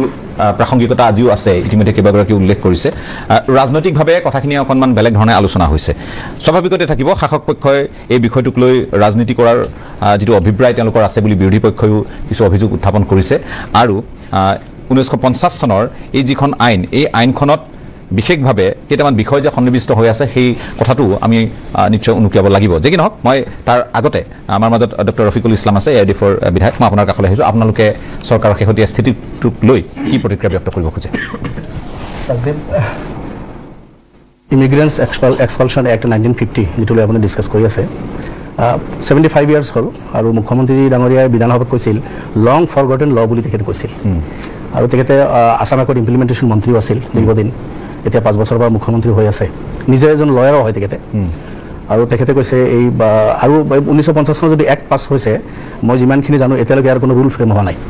এটা এক্ট ইমপ্লিমেণ্ট কৰাৰ কাৰণে এটা আইনৰ ছাত্ৰ বহুকেইজন এটা আছে মই লয়াৰ নহয় কিন্তু যিমানখিনি মই জানো এতিয়ালৈকে ইয়াৰ কাৰণে কোনো মানে ৰুল ফ্ৰেম হোৱা নাই এটা এক্ট পাছ হোৱাৰ পিছত যদি ইমপ্লিমেণ্ট কৰাৰ কাৰণে ৰুলৰ প্ৰয়োজন হয় 75 ইয়াৰ্ছ হৈ গ'ল যেনেকৈ সেইকাৰণে হয়তো কিজানি এতিয়া SOPৰ চিন্তা চৰ্চা কৰি আছে মানে যিটো ৰুল হ'ব লাগিছিল ৰুল নাই বুলি এতিয়া SOP এটা বনাব লাগিব SOP বনাই হয়তো এই আকৌ এই এক্টৰ ওপৰত এক্ট কৰাৰ কাৰণে এইটো SOP তেখেতক আনিব গৈ আছে এটা কথা হ'ল যে অসমত যিটো বিদেশীৰ সমস্যা বা বিদেশী ইছ্যু এইটোতো নতুন এখন হয় বহুত পুৰণি আৰু এই সমস্যাটো সমাধান হোৱা আমি অন্তকৰণে বিচাৰোঁ বহুবাৰ কৈছোঁ এতিয়া আমি ক'লেতো বহুতে বিশ্বাস নকৰে যে তেখেতসকলে এনেই কয় কিন্তু আমি যেনেকৈ ডাঠি কওঁ যে এতিয়া সুপ্ৰিম কোৰ্টে 71ত মোহৰ লগালে যেনিবা অসমৰ ক্ষেত্ৰত 71ৰ পিছত মই মুছলিম সম্প্ৰদায়ৰ পৰা বিলং কৰোঁ মই কথাটো স্পষ্টকৈ ক'ব পাৰোঁ যে কোনোবা মুছলমানো যদি 71ৰ পিছত আহিছে এজন ব্যক্তি যাব লাগে কিন্তু অসমত বহুত দল সংগঠন আছে যিসকলে এই ইছ্যু লৈ সদায় ব্যস্ত থকা ওপৰত আমি দেখোঁ কিন্তু তেখেতসকলে কিন্তু এই কথাটো ক'ব নোৱাৰে যে মই যি সম্প্ৰদায়ৰ পৰা বিলং কৰোঁ সেই সম্প্ৰদায়ৰ যদি কোনোবা সেইজনে যাব লাগে এই কথাটো কিন্তু মুখ্যমন্ত্ৰী ডাঙৰীয়াও ক'ব নোৱাৰে কিন্তু আমি ইমান অন্তকৰণে কোৱাৰ পিছতকে আমাক সন্দেহৰ দৃষ্টিত চোৱা হয় যে এই ইছ্যুটো আমি সমাধান হোৱাটো নিবিচাৰোঁ আমি বিচাৰোঁ এতিয়া মাইগ্ৰেটছৰ কথা আহিছে এইটোতো ৱৰ্ল্ড হিষ্ট্ৰী যদি আপুনি চায় এইটো পলিটিকেল ছায়েন্সৰ ছাত্ৰ হিচাপে মই ক'ম দাদা খুব ধুনীয়া বিশ্লেষণ কৰিছে 1700 চনৰ হেৰিৰ কথা কৈছে 1800ৰ কথা তেখেতে কৈছে 1905 চনৰ ৰেফাৰেঞ্চ তেখেতে আনিছে 1920 ইত্যাদি ইত্যাদি কৰি দেৱকান্ত বৰুৱাৰ পৰা আৰম্ভ কৰি তেখেতে ভালেখিনি এই মাইগ্ৰেণ্টছৰ হিষ্ট্ৰী অসমত কৈছে অসমত যে মাইগ্ৰেণ্টছ যিখিনি মানুহ আহিছে অকলতো যিসকলক আমি চিন্তা চৰ্চা কৰি আছোঁ যিসকলক কাঠগড়াত থিয় কৰি আছোঁ এইখিনি নহয় আৰু অন্য জাতি জনগোষ্ঠী আছে সমসাময়িকভাৱে 50, 60, 70 লাখ জনসংখ্যা হ'ব সেইসকলে একে সময়ত আহিছে অসমৰ বাহিৰৰ পৰা আহিছে ক'ৰবাত ঝাৰখণ্ড আপোনাৰ উৰিষ্যা বিহাৰ কেৰালা ইত্যাদিৰ পৰা আহিছে কিন্তু আৰু এই মানুহখিনিও যদি আপুনি সেই 1700 চনৰ পৰা আৰম্ভ কৰে 1800 চন বুলি কয় বা 1905 বা 1920 1930 35 70 ইভেন এতিয়াতো 71 লৈকে যিটো অসমত এলাও হ'ল যদি আপুনি মানি লয় এই কথাখিনি তেতিয়াহ'লে অন্য যেনেকৈ অসমত আহিছে এইখিনিও আহিছে কিন্তু অকল এটা জনগোষ্ঠী বা এক শ্ৰেণীৰ মানুহৰ টাৰ্গেট কিয় হয় অসমক যদি আমি এই প্ৰৱৰ্জনকাৰীৰ কথা মই কৈছোঁ প্ৰৱৰ্জনকাৰীৰ পৰা ৰক্ষা কৰা কিন্তু মানে দুৰ্ভাগ্য সেই মানুহখিনি যিখিনিৰ কথা লৈ বেছি চৰ্চা হয় এই ইষ্ট পাকিস্তান যেটো আগত হৈছে এতিয়াতো বাংলাদেশ হল এইটো পাকিস্তান ক'ত আছে আপোনাৰ চাওক মনমোহনজীও পাকিস্তানৰ পৰা আহিছিল আপোনাৰ অটল বিহাৰী বাজপেয়ীজীৰ ডাইনেষ্টি পাকিস্তানৰ পৰা আহিছে এইটো বহুত দূৰত আমাৰ পৰা এই বাংলাদেশৰ এই ভূখণ্ড যদি ভাৰতৰ লগত থাকিলেহেঁতেন হয়তো আজি এই দুৰ্ভোগীয়া মানুহখিনি এই সমস্যালৈ এইবিলাক চৰ্চা আমি অসমতে এইবিলাক কৰিব লগা নহ'লহেঁতেন এইটো দুৰ্ভাগ্য তাহানিতে আছিল স্বাধীনতাৰ সময়ত বিৰোধিতা কৰিছিল আমাৰ পূৰ্বপুৰুষে জমিয়তৰ প্লেটফৰ্মৰ পৰা মই জমিয়তৰ সদস্য হিচাপে কৈছোঁ যে ভাৰত বিভাজন হ'ব নালাগে বা এই মানুহখিনি যাব নালাগে আৰু এই বাংলাদেশটোতো হ'বই নালাগে যে বাংলাদেশ মিনছ পূৰ্ব পাকিস্তান এই টুকুৰা পাকিস্তান ক'ত মাজত গোটেই ভাৰতবৰ্ষ সময় আছে এক টুকুৰা ইফালে পাকিস্তানক দি দিলে তেতিয়া যিসকলে ভাগ কৰিলে এইটো নিদিলেতো কথাই নাই নিজৰ ৰাষ্ট্ৰ নিজৰ ৰাজ্য এক ৰাজ্যৰ পৰা আন এখন ৰাজ্যত আহিছে এক জিলাৰ পৰা আন এখন জিলাত আহিছে নিজৰ ৰাষ্ট্ৰত আহিছে যেনেকুৱা ঝাৰখণ্ড উৰিষ্যাৰ পৰা আহিছে কোনো সমস্যা নাই এই মানুহখিনি একেই সময়ত তেনেকৈ আহিছে হয় পৰৱৰ্তীতো যদি আপুনি ধৰে আহিছে সেইখিনি হয়তো বিৰত বাহিৰ কৰাৰ কাৰণে হেৰি আছে মই শেষ কৰিম আজি কানাডা পাঞ্জাবী গৈ তাতে আধা কেবিনেট দখল কৰিছে এইবিলাক 100-150 বছৰ আগৰ পৰা নহয় বিজি হিষ্ট্ৰী যদি আপুনি চাই আমেৰিকাত গৈ উপৰাষ্ট্ৰপতি ভাৰতীয় মূলৰ খুব বেছি দিন হোৱা নাই কিজানি তেখেতসকলৰ ঋষি সুনাক গৈ প্ৰাইম মিনিষ্টাৰ লণ্ডনৰ খুব বেছি বছৰ হোৱা নাই কিন্তু ইয়াতে সেই 100-150 বছৰ আগত অহা মানুহখিনি লৈ এতিয়াও যিবিলাক চলি আছে এইবিলাক শেষ হ'ব লাগে আমি অন্তকৰণে বিচাৰোঁ চালি জাৰি চাই নতুন যদি কোনোবা আহিছে মোৰ সম্প্ৰদায়ৰ সক্ৰিয় সেইখিনি 71 পিছত হোৱা মানুহখিনি যাব লাগিব তাৰ কাৰণে ৰুল ফ্ৰেম কৰক আইন বনাওক ল বনাওক আমাৰ কোনো আপত্তি নাই কিন্তু আইনৰ গণ্ডিত থাকি বনাব লাগিব আপোনাৰ ৰুল ফ্ৰেম কৰিলে এছঅপি বনালে আইনৰ গণ্ডিত হ'ব লাগিব এতিয়া ডিচিক আপুনি এখতিয়াৰ দিব আপোনাৰ এইটো কি কয় অৰুণোদয় আঁচনি 1500 টকা এজনে মানুহ পাব এটা ডিষ্ট্ৰিক্টত ইনচাৰ্জ মিনিষ্টাৰে যিটো ডিক্টেট কৰিব দিছে এইটোৱে দিয়ে আমি বিৰোধীৰ বিধায়কে বিধৱা এটাক ৰিকমেণ্ড কৰিলেও পোৱা নাই আন্দোলন কৰি আছে ৰাস্তাত গতিকে এই ডিচি সকলে যদি 10 দিনৰ ভিতৰত সিদ্ধান্ত ল'ব লগা হয় যে সৰকাৰেৰ যেনেকুৱা হাতৰা একেতকলৰ ওপৰত পৰি থাকে আৰু যদি ডিসি ঠিকঠাক মতে সৰকাৰেৰ কথা মতে কাম নকৰে আনি উঠাই আনি তেখেতসকলক ক'ত বহায় এই কথাখিনি কিন্তু আপোনালোকে আমিও জানো গতিকে এই ডিসিয়ে 10 দিনৰ ভিতৰত কিমান ফেয়াৰ হিচাপে কাম কৰি জাষ্টিস দিব পাৰিব এইটো এটা ডাঙৰ প্ৰশ্ন কিন্তু এছঅপি তেখেতসকলে বনাওক ডিসিয়ে চালিজাৰি চাওক যদি সন্দেহ হয় এই মানুহখিনিক সিভিল কোৰ্টত যোৱাৰ সিভিল ৰাইটস তেখেতসকলে দিয়ক কোনোবা যদি দাবী কৰিছে মই 100 বছৰ পুৰণি আছে 150 বছৰৰ পৰা আছো 75 ইয়াৰ্ছৰ পৰা আছো 66 51 71 1936 ৰেকৰ্ড মোৰ ওচৰত আছে এই মানুহখিনিক কোৰ্টত যাবলৈ সুবিধা দিব লাগে এছবি যদি তেনেকুৱা হয় মই ভাবো সমস্যা একো নহব তেতিয়াহ'লে মানুহৰ হয়তো অধিকাৰ খৰ্ব নহব আদাৰৱাইজ অকল ডিসিয়ে যদি সিদ্ধান্ত ল'ব লগা হয় যেনেকুৱা অৰুণোদয় আঁচনি লৈ মহিলাসকল ৰাস্তাত ওলাই আহিছে ঠিক তেনেকুৱা ধৰণৰ হ'ব এই সিদ্ধান্ত ঠিক আছে মই এতিয়া আপুনি ক'লে যে এটা জনগোষ্ঠীক টাৰ্গেট কৰি গোটেই কথাখিনি কোৱা হয় এই কথাবোৰ কিয় কোৱা হ'ল বা কিয় এই ধৰণৰ এটা নেৰেটিভ বাগধাৰা থাকি গ'ল 1931 চনত সেই সময়ৰ যিগৰাকী সেন্সাস অধীক্ষক অসমৰ এছ.চি. মুলান তেখেতে কৈ গৈছিল যে যি ধৰণৰ আগ্ৰাসন বিগত 25 বছৰত হৈছে সেই সময়ত কৈছে বিগত এইটো বাৰ্মিজ যিটো আগ্ৰাসন হৈছিল যেনেকৈ সেই সময়ত মানৰ আক্ৰমণ হৈছিল তাতকৈ ভয়ানক দিশলৈ অসমখন গৈ আছে আৰু অনাগত 25 বছৰত অসম বুলি ক'বলৈ মাত্ৰ সেই সময় শিৱসাগৰ জিলাখনহে থাকিব এই ধাৰণা এটা 1931 চনত এছ.চি. মুলানে কৈ থৈ যোৱা কথা কি কৈছো নেক্সট 25 মানে 56 নাম কথাটো কৈছো এই ধাৰণা মই নেৰেটিভৰ কথা কৈছো নাম আহি আছো মই আৰু বিজেপি প্ৰসংগত বিজেপি যেহেতু মই ক'বলৈ সুযোগে দিব মানে গতিকে আহিব খুজিছো জয়ন্ত কুমাৰ গোস্বামী আপোনাৰ প্ৰতিক্ৰিয়া জানিব খুজিছো এতিয়া আমি প্ৰথম কথা যে ইমিগ্ৰেণ্ট ঠিক আছে আহি আছো এক্সপালছন ফ্ৰম আসাম এক্ট 1950 এই গোটেই কথাটো সুপ্ৰিম কোৰ্টত প্ৰথমবাৰৰ কাৰণে Arunachal state of Arunachal Pradesh versus Khudiram Chakma এই গোচৰটোত 1993 এই গোচৰটো প্ৰথম আলোচনা হৈছিল তাৰ পিছতে Sarbananda Sonowal versus union of India এই গোচৰটোত 2005ত এই কথাটো আলোচনা হৈছিল পৰৱৰ্তী সময়ত জাষ্টিছ সূৰ্যকান্ত আৰু যে ছজনীয়া সাংবিধানিক বিচাৰপীঠে 6A ৰ ওপৰত যেতিয়া কেইবাটাও গোচৰ একেলগ কৰি যেতিয়া আহিছিল বিচাৰ হৈছিল তাত পেৰাগ্ৰাফ 391 সাব পেৰাগ্ৰাফ ডিত এটা কথা কৈছিল যে provision of the immigrants expulsion from Assam act 1950 shall also be read in section 6A and shall be effectively empowered for the purpose of identification of the illegal immigrants এতিয়া গোটেই কথাটো আমি চাব লাগিব যে 1964 ৰ যিখন orders of tribunals order foreigners tribunal অৰ্ডাৰখনত কি কৰে এটা ট্ৰিবিউনেলে কি কৰে তাত আইডেন্টিফিকেশন কৰে জাষ্টিস মানে তাক ভ্যালিডিটি প্ৰুফ কৰে যে এটো মানুহজন ফৰেনাৰ্ছ হয় নে নহয় একেটা কথা এতিয়া এই ইমিগ্ৰেণ্ট এক্সপালছন এক্ট 1950 জৰিয়তে ডেপুটি কমিশনাৰ যদি বা ডেলিকেটেড পাৱাৰ যাক দিয়া থাকে সেন্ট্ৰেল গভৰ্ণমেণ্টে যাক ডেলিকেশন দিব সেইজনে ডিসাইড কৰিব এখন এক্টৰ মতে গতিকে আইডেন্টিফিকেশনটো কৰিব তাৰ পিছত আইডেন্টিফিকেশনৰ পিছত আমি চাব লাগিব যে এতিয়া অমন অদুত ডাঙৰীয়া ক'লে যে কতো পুছবেক শব্দটো নাই হয় পুছবেক শব্দটো আইনখনত নাই কিন্তু আপুনি যদি চাই যে আইনখনৰ প্ৰভিজন 2 তাত এটা কথা স্পেসিফিক্যালি আছে যেতিয়া চেণ্ট্ৰেল গভৰ্ণমেণ্টে এম্পাৱাৰ কৰা অফিচাৰজনে যেতিয়া তেওঁক যেতিয়া চালিজাৰি চাব তেওঁৰ যিটো আইডেণ্টিফিকেশ্যনটো চাব তাৰপিছত তেওঁক ৰিমুভেল অৰ্ডাৰ কৰিব অৰ্থাৎ ৰিমুভ কৰিব ৰিমুভ ফ্ৰম কি তাতে কৈ আছে remove himself or themself from India or Assam within such time and by such মানে গোটেই কথাটো এনেকুৱা কৈছে তাত ৰিমুভ কৰিব ক'ৰ পৰা কৰিব ইণ্ডিয়াৰ পৰা কৰিব অৰ্থাৎ ভাৰতবৰ্ষৰ বাহিৰলৈ পঠাই দিব পাৰে আৰু য'ৰ পৰা আহিছে আমাৰ ইয়ালৈ যদি বেংগল বৰ্ডাৰেদি সোমাইছে আমি বেংগললৈকে পঠাই দিব পাৰোঁ মানে এয়াৰো সুবিধা ইভেন যদি চোৱা যায় যে মেঘালয় বৰ্ডাৰেদি সোমাইছে আমি য'ৰ পৰা আহিছে তালৈ পঠাই দিব পাৰোঁ যে ইয়াতে গোটেই কথাটো সেই ছেকশ্যনটোৱে স্পেচিফিকেলি সাব ক্লজ এ স্পেচিফিকেলি কৈছে যে remove himself or themself from India or Assam এই কথাটো কৈছে গতিকে আমাৰ হাতত এটা পাৱাৰ এটা থাকিব যে আমি হয় এটা কথা মুখ্যমন্ত্ৰী ডাঙৰীয়ে পোষ্টবেকৰ কথা কৈছে মই এতিয়া পোষ্টবেকৰ কথাটো লৈ আহিছোঁ পোষ্টবেক যেতিয়া এজন মানুহক ক্লিয়াৰ হ'ল যে তেওঁ আইডেণ্টিফিকেশ্যন হৈ গ'ল যে ফৰেইন নেশ্যনেল অৰ্থাৎ যদি চোৱা যায় তেওঁ পূৰ্ববংগীয় অৰ্থাৎ বাংলাদেশৰ পৰা অহা নেশ্যন 1971 পাছতে বাংলাদেশৰ পৰা আহিছে তেওঁক যেতিয়া আইডেণ্টিফিকেশ্যন হ'ল তেওঁক যেতিয়া ৰিমুভেল অৰ্ডাৰ হ'ল তেওঁক কি কৰিব তেওঁক আমাৰ ষ্টেট পুলিচে BSFৰ সহযোগত আমাৰ বৰ্ডাৰটো পাছ কৰাই দিব চাওক আমাৰ চৰকাৰৰ মূল দায়িত্বটো হৈছে সুৰক্ষিত ভৱিষ্যত অফ আছামিজ পিপল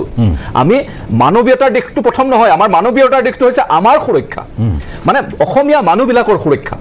যাতে আগ্ৰাসনে আমাক শেষ কৰি পেলাব নোৱাৰে এইটো হ'ল প্ৰথম কথা যে আমি প্ৰথম নিজৰ সুৰক্ষাটো চাম তাৰপিছতে মানৱীয়তাৰ দিশটো চাম আৰু মানৱীয়তাৰ দিশ আমি কোনটো কথাত যাম যে যিসকল ফৰেইনাৰ ইলিগেলি সোমাইছে ইলিগেল ইমিগ্ৰেণ্ট তেওঁলোকৰ মানৱীয়তাৰ দিশটো চোৱাৰ পূৰ্বে আমাৰ যে খিলঞ্জীয়া ভূমিপুত্ৰ নিগোষ্ঠীয় থলগিৰিসকলৰ মানৱীয়তাৰ দিশটো প্ৰথম চাব লাগিব তেওঁলোকৰ সুৰক্ষাৰ কথা দাদা মই কৈ আছোঁ সুৰক্ষাৰ কথাটো প্ৰথম চাব লাগিব মই কৈ আছোঁ প্ৰথম চাব লাগিব আৰু দ্বিতীয় কথা আমাৰ ৰফিক ডাঙৰীয়াই যিটো কথা ক'লে যে সুপ্ৰিম কোৰ্টে 71 মান্যতা দিলে মই আপোনাক কৈছোঁ পুনৰবাৰ আপুনি এবাৰ ভালকৈ এই আমাৰ যিটো হেৰি জাতীয় মহাসংঘ ভাৰ্চেছ ইউনিয়ন অফ ইণ্ডিয়াৰ গোচৰটো চাব যিটো মতিউৰ ৰহমান পিটিশ্যনাৰ আছিলে তাত কৈছে কি বুলি জানে তাত এইটো 71 মান্যতা দিয়া নাই কৈছে কি জানে এই যিহেতুকে 71 এটা এজিটেশ্যন গ্ৰুপ আৰু চেণ্ট্ৰেল গভৰ্ণমেণ্ট অফ ইণ্ডিয়াৰ মাজত এটা মেমৰেণ্ডাম অফ আণ্ডাৰষ্টেণ্ডিং হৈছিলে আৰু তাৰ পিছত কনষ্টিটিউচনেল এমেণ্ডমেণ্ট কৰি সংবিধান সংশোধন কৰি সংবিধানত আনিলে আইন কৰিলে এতিয়া পাৰ্লিয়ামেণ্টে যদি ইচ্ছা কৰে তেওঁলোকে আঁতৰাই দিব পাৰে 71 51 কৰিব পাৰে তাত এইটো কথা কোৱা নাই যে পাৰে সেইটো কাৰণে সুপ্ৰিম কোৰ্টে কোৱা নাই যে এইটোৱে একদম থাকিব লাগিব এই কথাটো কোৱা নাই তেওঁলোকে কৈছে দাদা মই কৈ আছোঁ আপুনি কওঁতে মই মনে আছিলোঁ দাদা শুনকচোন মই অসমীয়া মানুহৰ ভৱিষ্যতৰ কথা কৈছোঁ দাদা খুব আমি ভয়ত আছোঁ আমাৰ জাতিটো থাকিব নে নাথাকে এই কথাটো আমি খুব ভয় কৰোঁ সেইকাৰণে আমি এইবিলাক কথা খুব ভালকৈ ৰ'ব আপুনি ৰ'বচোন ৰ'ব আপোনালোকৰ পৰা আমি খুব ভয় কৰোঁ দাদা আপোনালোকক দেখিলে আমাৰ ভয় লাগে আপোনালোকে ইমান এগ্ৰেছন কৰি আছে দাদা ৰ'ব ঠিক আছে মই কৈ আছোঁ শুনক ৰ'ব কৈ আছোঁ মই কৈ আছোঁ আপুনি হেৰিত নাজানে এতিয়া মই কথাটো কৈছোঁ কি যে মুখ্যমন্ত্ৰী ডাঙৰীয়াই কৈছে যে সেইটো পোষ্টবেকৰ কথা কৈছে আৰু এটা কথা মই আপোনাক স্পষ্টতাৰে কওঁ ইতিমধ্যে মুখ্যমন্ত্ৰী মহোদয় অত্যন্ত দৃঢ় আৰু ইতিমধ্যে কেন্দ্ৰীয় চৰকাৰ চাওক 1952 ভাৰতীয় জনতা পাৰ্টীৰ চৰকাৰ নাছিল চেণ্ট্ৰেলত এইখন এক চেণ্ট্ৰেল এক্ট এইখন central act exclusively for Assam আৰু মানে সেই সময়ত অসম গোটেইখিনি আছিলে তো এতিয়া ঘটনাটো হ'ল এইটো যে সেই সময়ত ডেলিগেশ্যন অফ পাৱাৰ দিছিলে আৰু যাৰ কাৰণে এখন প্ৰয়োগ কৰা হৈছিলে পৰৱৰ্তী সময়ত ডেলিগেশ্যন অফ পাৱাৰ যিটো দিব লাগে চেণ্ট্ৰেল গভৰ্ণমেণ্টে তাক ৰিভিউ নকৰিলে ৰিনিউ নকৰিলে এতিয়া কেন্দ্ৰীয় চৰকাৰৰ লগত মাননীয় গৃহমন্ত্ৰীৰ লগত সিদিনা মুখ্যমন্ত্ৰী ডাঙৰীয়াই কথাটো পাতি স্পষ্ট তাৰে গৃহমন্ত্ৰী ডাঙৰীয়াই আশা প্ৰদান কৰিছে যে immediately delegation of power two আমাৰ ডিষ্ট্ৰিক্ট কমিশ্যনাৰসকলক দিব পূৰ্বে আছিলে কিন্তু মাজতে ঠিক আছে মই এটা বিৰতি লৈ ল'ম আকৌ আহিম আলোচনাৰ মাজলৈ অত্যন্ত গুৰুত্বপূৰ্ণ বিষয়টো আৰু সকলোৱে নিজৰ ধৰণে কথাখিনি ব্যাখ্যা কৰি আছে কিন্তু কেইটামান বিষয় আছে বৰ স্পৰ্শকাতৰ আমি ইয়াৰ ক্ৰনলজিটো চাব লাগিব পৰিক্ৰমাটো কেনেকৈ আৰম্ভ হ'ল কি মাজত হেঙাৰ হ'ল কিয় এইখন তেখেতে কোৱাৰ ধৰণে অক্ৰমণ্য হৈ থাকিল বা অকামিলা হৈ থাকিল এতিয়া কিয় আকৌ এই বিষয়টো চৰ্চালৈ আহিছে মই মৰিবান কণ্ডিশ্যন এখন মৰিবান কণ্ডিশ্যনত গৈছিলে মই মৰি থকা নিচিনা হৈ থাকিলে ঠিক আছে মই আকৌ আহি আছোঁ এটা পৰ্যবেক্ষণ আমি ইমিগ্ৰেণ্টছ এক্সপালছন ফ্ৰম আছাম এক্ট 1950 চনৰ যিখন অবৈধ প্ৰব্ৰজনকাৰী বিতৰণ আইন সেইখনৰ ওপৰত কথা পাতি আছোঁ আৰু এই বিষয়টোত আমি বহুকেইটা দিশ সন্নিৱিষ্ট হোৱা দেখিছোঁ অমন ৱাদুত মই আকৌ আপোনাৰ কাষলৈ আহিছোঁ আমি যিটো প্ৰসংগ কৰিছিলোঁ যে এইটো নেৰেটিভটো সৃষ্টি ক'ৰ পৰা হ'ল এই যিবোৰ আমি পৰিক্ৰমা আমি পাৰ কৰি আহিছোঁ যিটো আমাৰ ক্ৰনলজি এইখিনিয়ে সেই সময়তে নিশ্চিত কৰা হৈছিল সেই সময়তে বহুকেইগৰাকী বিশেষজ্ঞই এনেধৰণৰ ভৱিষ্যতবাণী কৰিছিল যে এই আগ্ৰাসনটো বৰ ভয়াৱহ আগ্ৰাসন আৰু এই আগ্ৰাসনটোৱে অসমীয়া মানুহখিনিক মাত্ৰ এটা এলেকাৰ ভিতৰত নি সীমাবদ্ধ কৰি ৰাখিব সেই অঞ্চলবোৰতহে তেওঁলোক গৈ নিজকে নিজৰ ঘৰ বুলি তেওঁলোকে নিৰাপদ বা সুৰক্ষিত বুলি অনুভৱ কৰিব এই নেৰেটিভটো আজি সৃষ্টি হোৱা নেৰেটিভ নহয় এই বাগধাৰাটো আজি সৃষ্টি হোৱা নেৰেটিভ নহয় 1931 চনত এছ চি মুলানে কৈ যোৱাৰ পাছত তাৰ পাছতো বহুকেইগৰাকী এনেধৰণৰ কিছুমান কথা কৈ গৈছে আৰু আমি দেখিছোঁ যে এই আইনখন যিখন এইখনৰ প্ৰয়োগ নোহোৱাকৈ থকা নাই এই আইনখনৰ জৰিয়তে বহু মানুহ তেওঁলোকক বিতৰণ কৰা হ'ল গতিকে বিতৰণ কৰা বা তেওঁলোকক যাবলৈ দিয়া হ'ল তেওঁলোকে চেষ্টায়ো গ'ল থাকিও গ'ল বহুত আৰু থাকি যোৱা মানুহখিনি পাছত সমস্যাৰ সৃষ্টি কৰিলে তেওঁলোকক লৈ ৰাজনীতি হ'ল এইখিনিতো একেবাৰে অপ্ৰিয় সত্য কথা মই আকৌ আপোনাৰ কাষলৈ আহিছোঁ আপুনি মাজত কিবা ক'ব খুজিছিল গতিকে এই বিষয়বোৰ এদিনত হোৱা বিষয় কিন্তু নহয় অমন বাৰু আপুনি C.S. মুলানৰ কথা কৈছে C.S. মুলানৰ 1930 সেন্সাস কমিশনাৰ আছিল তাত তেওঁ কৈছিলে যে 500,000 বেংগলী মুছলিম পেজেন্টছ আহিছে ইষ্ট বেংগলৰ পৰা তেতিয়া আৰু আপোনাৰ কোৱা মতে যে 25 বছৰত নেক্সট 25 ইয়াৰ্ছত শিৱসাগৰৰ বাহিৰে শিৱসাগৰ মানে সেইখন অবিভক্ত শিৱসাগৰ যিখন গতিকে মই আপোনাক কওঁ যে 30 যিবোৰ মানুহ আহিছিলে সেইবোৰ কি বাংলাদেশী নেকি সেইবোৰ ভাৰতীয় মানুহ নহয়নে নেক্সট 25 ইয়াৰ্ছ 30 + 25 1945 পাৰ্টিশন লৈকে আচ্ছা 2-3 বছৰ আগৰ তেওঁলোকে কিন্তু মাটিৰ প্ৰতি দৃষ্টি ৰাখি আহিছিল না মই কৈছো যে সাপোজ মাটি কৰিবলৈ সাপোজ হাৰিটো নাছিলে কিন্তু কথা হ'ল ইয়াত থলুৱা মানুহৰ প্ৰটেকচনৰ কথা ঠিক আছে মই গোটেইখিনি ৰাইটছ মই ক্ৰনলজিক্যালি হৈছিল এই কথাখিনি ক্ৰনলজিক্যালি আহি আছো যে 1951 ৰ সেন্সাস 24% মুছলিম পপুলেশ্যন ৰাইট এও ভয়ৰ কথা কৈছে ভয় কি জানি সেইখিনি মানুহৰ পৰা নহয় জানো মুলানে যাৰ কথা ক'লে তাৰ পৰা ভয় নেকি নেক্সট 25 বছৰ যিমানখিনি মানুহ আহিব সেইটো ভয় নেকি তাৰ পাছত কি হ'ল যে এই গোটেই যিবোৰ মানুহৰ পৰা বিজেপি স্পোকপাৰ্সনে ভয় কৰে আজি আপুনি গৈ পেলাই চাওকচোন সেইবোৰ ঠাইত অসমীয়া ভাষা স্কুল নচলে নেকি গোটেই নিজৰ মানুহক জ্যোতিপ্ৰসাদ আগৰৱালা কি ক'লে ন অসমীয়া ভূপেন হাজৰিকা দেৱে কি ক'লে থলুৱা আৰু নতুন অসমীয়া মূল ভাষা নহয় জ্যোতিপ্ৰসাদ আগৰৱালাৰ ভাষা ভূপেন হাজৰিকাৰ ভাষা গতিকে ইয়াত মই ভয়ৰ কথাটো কৈছো ভয়টো ক'ত আৰু আৰ্টিকল 21 ৰ উদ্ধৃতি দি পেলাই কৈছে মই অলপ সময় দিয়ক মই ধুনীয়াকৈ মই বুজাই দিম যে আপুনি সুধিছে আমাৰ former advocate general so the vocabulary the word is person no person 2114 is applicable on everyone but yat apuni jetiai mane konubai defend koribo bisare enuko arbitrary process tetia question kora hoy je bidikik রক্ষণাবেক্ষণ দি আছে নেকি এই গুটে যেটো এভিকশনৰ যেটো ন্যাৰেটিভ হে ন্যাৰেটিভটো কি বিদেশীৰ ওপৰত নাছিল নেকি কেইজন তাত বিদেশী আছিল মোক ককচোন গাড়ী ভৰি ভৰি মানুহবোৰ লাহৰি ঘাট আৰু মৰিগাঁৱত নাহিলে নে ইয়াত বিদেশী আছিল নেকি নাও article 21 sir please no person shall be deprived of his life or personal liberty except according to the article 21 আইনৰ ছাত্ৰ নহব পাৰে আইন সম্মান আইন দুটা কথা মই কম যে এই আইনটো কিয় বেয়া